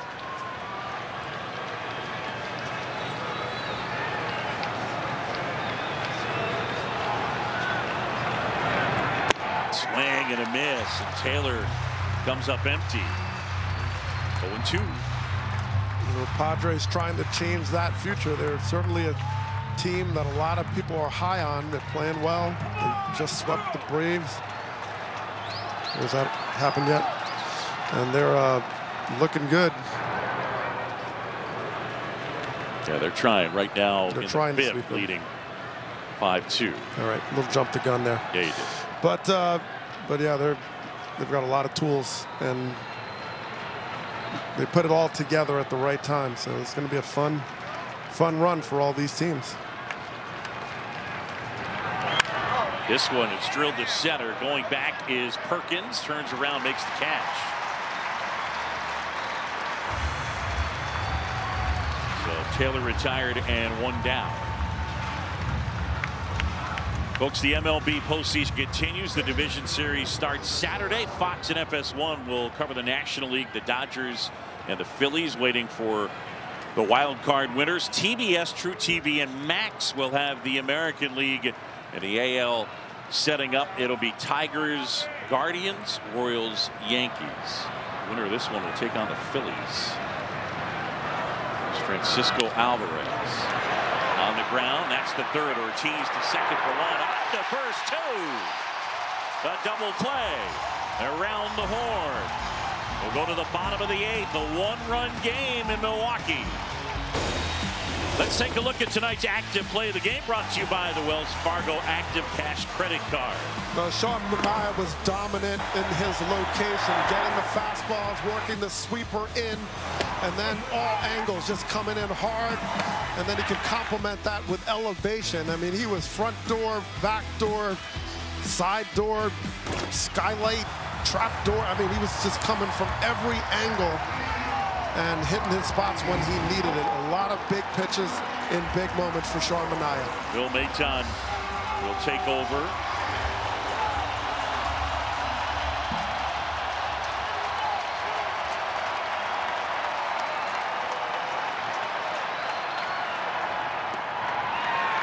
And a breaking ball misses down and away to Jackson Churio.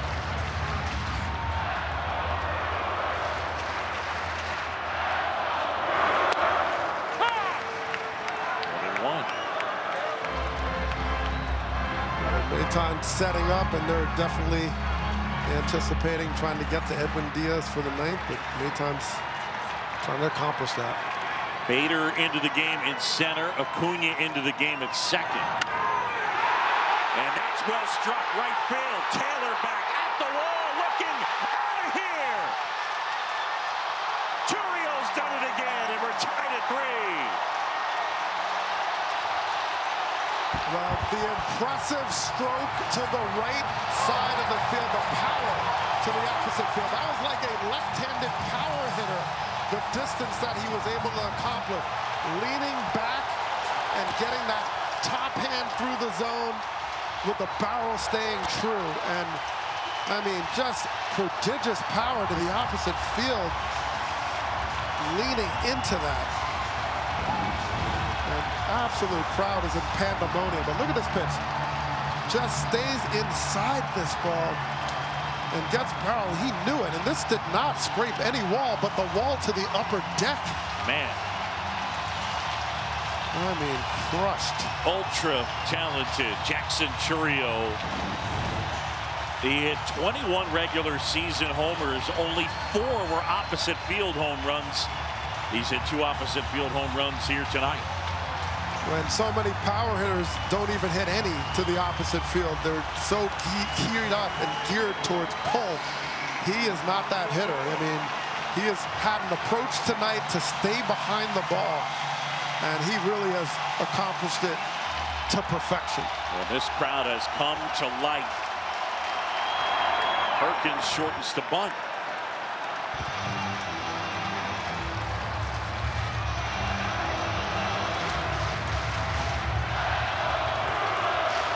How about Jackson Chourio, the youngest player in the majors? When he comes up with not 1 but 2 homers and a huge one here in the 8th to knock this game at 3-3. Nate's on fire.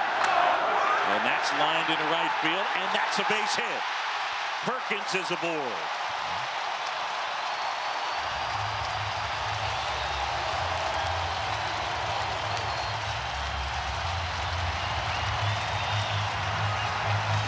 Brewers fans are very thrilled, understandably so. The first time in a while they're getting a rally going where they can take a lead.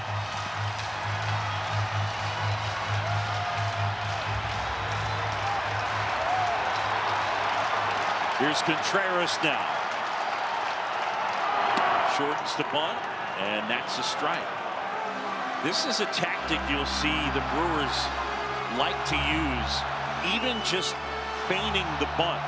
And Pat Murphy is something that talks about the idea that just even putting it in the defense's head can lead to good things.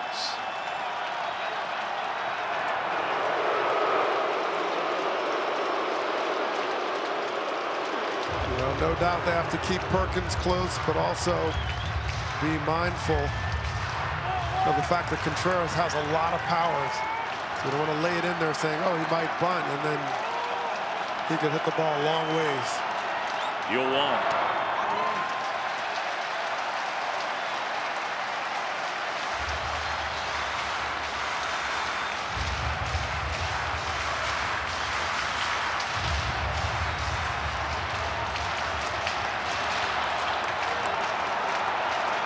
The 1-1.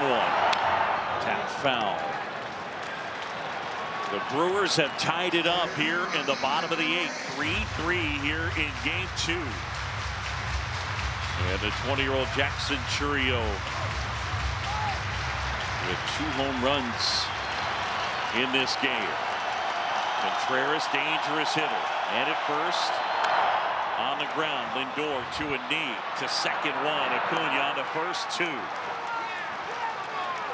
Taylor-made double play ground ball. It's 6-4-3, and there's 2 outs. Well, the ball was well struck, just on the ground, and good job by Maton finally getting in a position to get the ground ball. He'd been living at the top of the zone to no avail. And Perkins, who can run really well, 23 bases on the season, stolen bases, could do really nothing to use that speed in that situation. And now it's Willy Adames. Swing and a miss. You think of power hitters, 32 home runs on the year, you think fastball, but he really is more of a slider speed home run guy. Next offering fouled back, and it's 0-2. Likes to jump on that slider on the year. 301, 602 slug.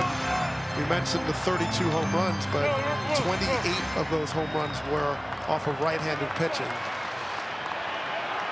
So he's in his element here, someone who can cut the ball and throw a slider, sweeper.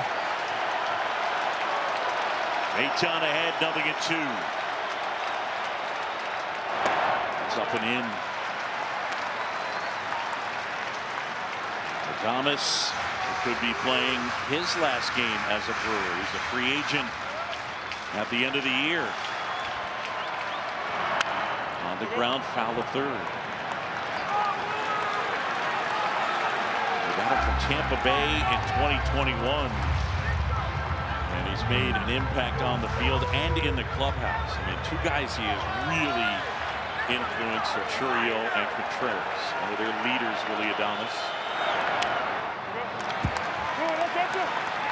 Well, their manager, Pat Murphy, has a leadership council, a group that meets regularly and discusses issues, challenges, anything they really want to get off their chest. And a few of those guys are actually hurt, but they still are contributing and communicating, especially with the younger players.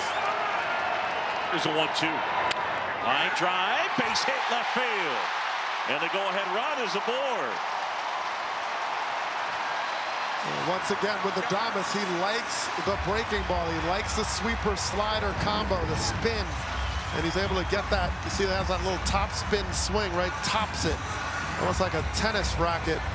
He stays back really well on sliders. And Maton does not have really a formal four-seamer, so he has to put a little spin on it, which is why it wasn't a great matchup for the Mets. Jeremy Hefner, the pitching coach for the Mets, out. Everybody cover your mouths. Secret stuff. It's like, did you brush your teeth? I don't know. Did you brush your teeth? Adam Ottavino putting PitchCom into his hat and getting loose.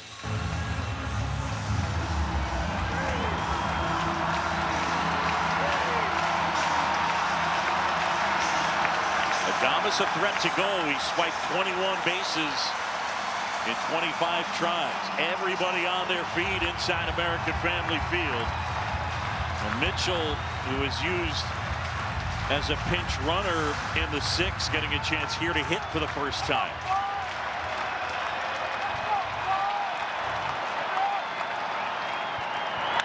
He swings and drives one out towards right center. Taylor back, and it's gone! Mitchell, a two-run homer, and the Brewers have the lead. It's 5-3, and this place has come unglued.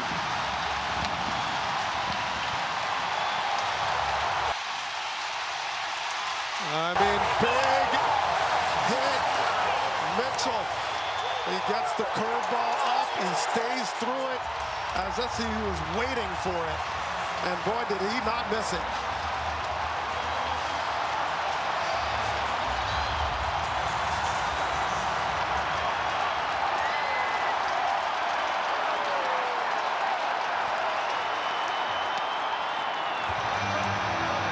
Garrett Mitchell during the regular year. His season got started late because of a broken index finger. He hit 8 homers during the regular year. And 3 of his 8 regular season homers were on the first pitch. That time he jumped Maton.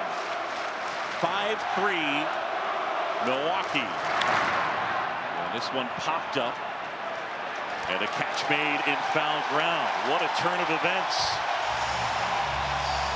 The Brewers scored 3 times. Devin Williams coming in. Churio ties it with a blast. And then Garrett Mitchell unties it. Brewers have the lead going to the 9th. SVP, thank you. Devin Williams will take over 22 games. Got off to a delayed start, mentioned because of fractures in his back, sustained first day of spring training, or at least diagnosed. Delivers a pitch in for a strike, a changeup. There's the airbender. I mean, it is nasty. He throws it almost half the time. 162 batting average, but amazingly, his four-seamer, if you want to call it that, 111 batting average. Lindor, a swing and a miss, and it's 0-2.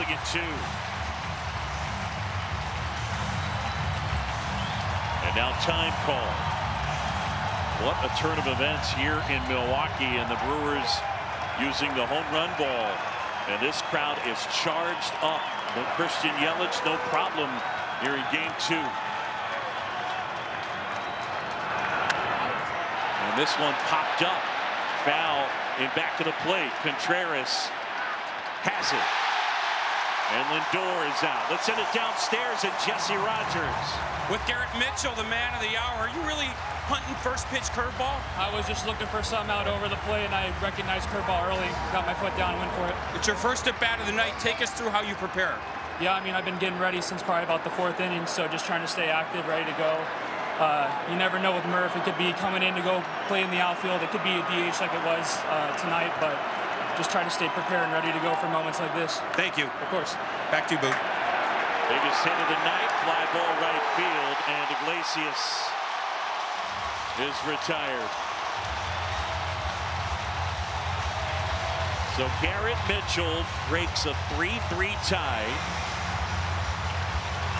And look who's coming up to hit. 5-3 Brewers. And the former Brewer, Jesse Winker.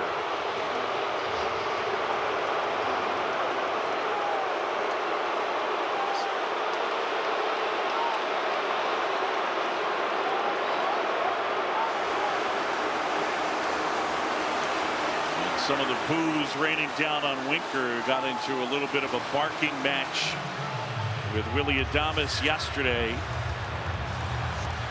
Winker with a 2-run triple in a game yesterday. Mets down to their final out. Williams kick steals. That one misses too low. Williams has such good stuff, and that changeup is such an opposite of that four-seamer that seems to almost rise. Next offering in for a strike, and it's 1-1. Although K-Zone said it missed. That's a particularly tough pitch for a hitter, given its movement is running away from you as a lefty, and it started at your hip, but it never got there. Hard to do anything with that pitch. Swing and a miss.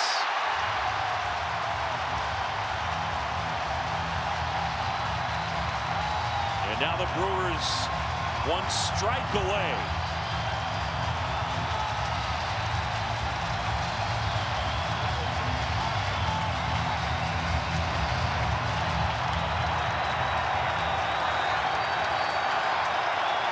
Williams listening in, says yes. Winker waits.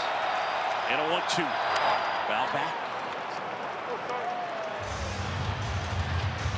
The Brewers trying to put their first postseason win in the book since 2021. That was against the Braves. Well, they found a way to break through, as their manager Pat Murphy was anticipating. And they have the right man on the mound for the job. Here comes a 1-2. A little bit high. And throughout his career, just huge strikeout numbers. 2022, 60 2/3, 96 strikeouts, 87 58 2/3, 38 21. The 2-2. Fly ball in the air, left center field. Churiel on the move. He's there. He's got it. That's the ball game, and the Brewers have evened this series at a game apiece, and fittingly, the game ends with the baseball in the 20-year-old's glove. Jackson Churiel with 2 home runs. Garrett Mitchell with the 2-run blast. Well, you look at these Brewers, and all we heard from Pat Murphy today was about, we have to respond. And they responded. They got down, it was getting late, and they found the way to get through using the long ball. That's not typically their game, that's more of the Mets game, but they turned and flipped the script. And they did it impeccable timing through the young bat of Jackson Churio. And Mitchell just caps it off with the big hit. And once you have Williams on the mound, the game gets short really quickly for their opponent. Sports Center with Scott Van Pelt coming up. So there will be a Game 3 tomorrow. And it will be the Brewers and the Mets with a chance to take on the Phillies on the line coming up on Saturday. Again, our final score: the Brewers 5, the Mets 3. For Doug Glanville and Jesse Rogers and our entire crew, I'm John Shambi. Thanks so much for watching here in Milwaukee. The Brewers have evened this series up. Time to send it to Sports Center. Scott Van Pelt, SVP, taking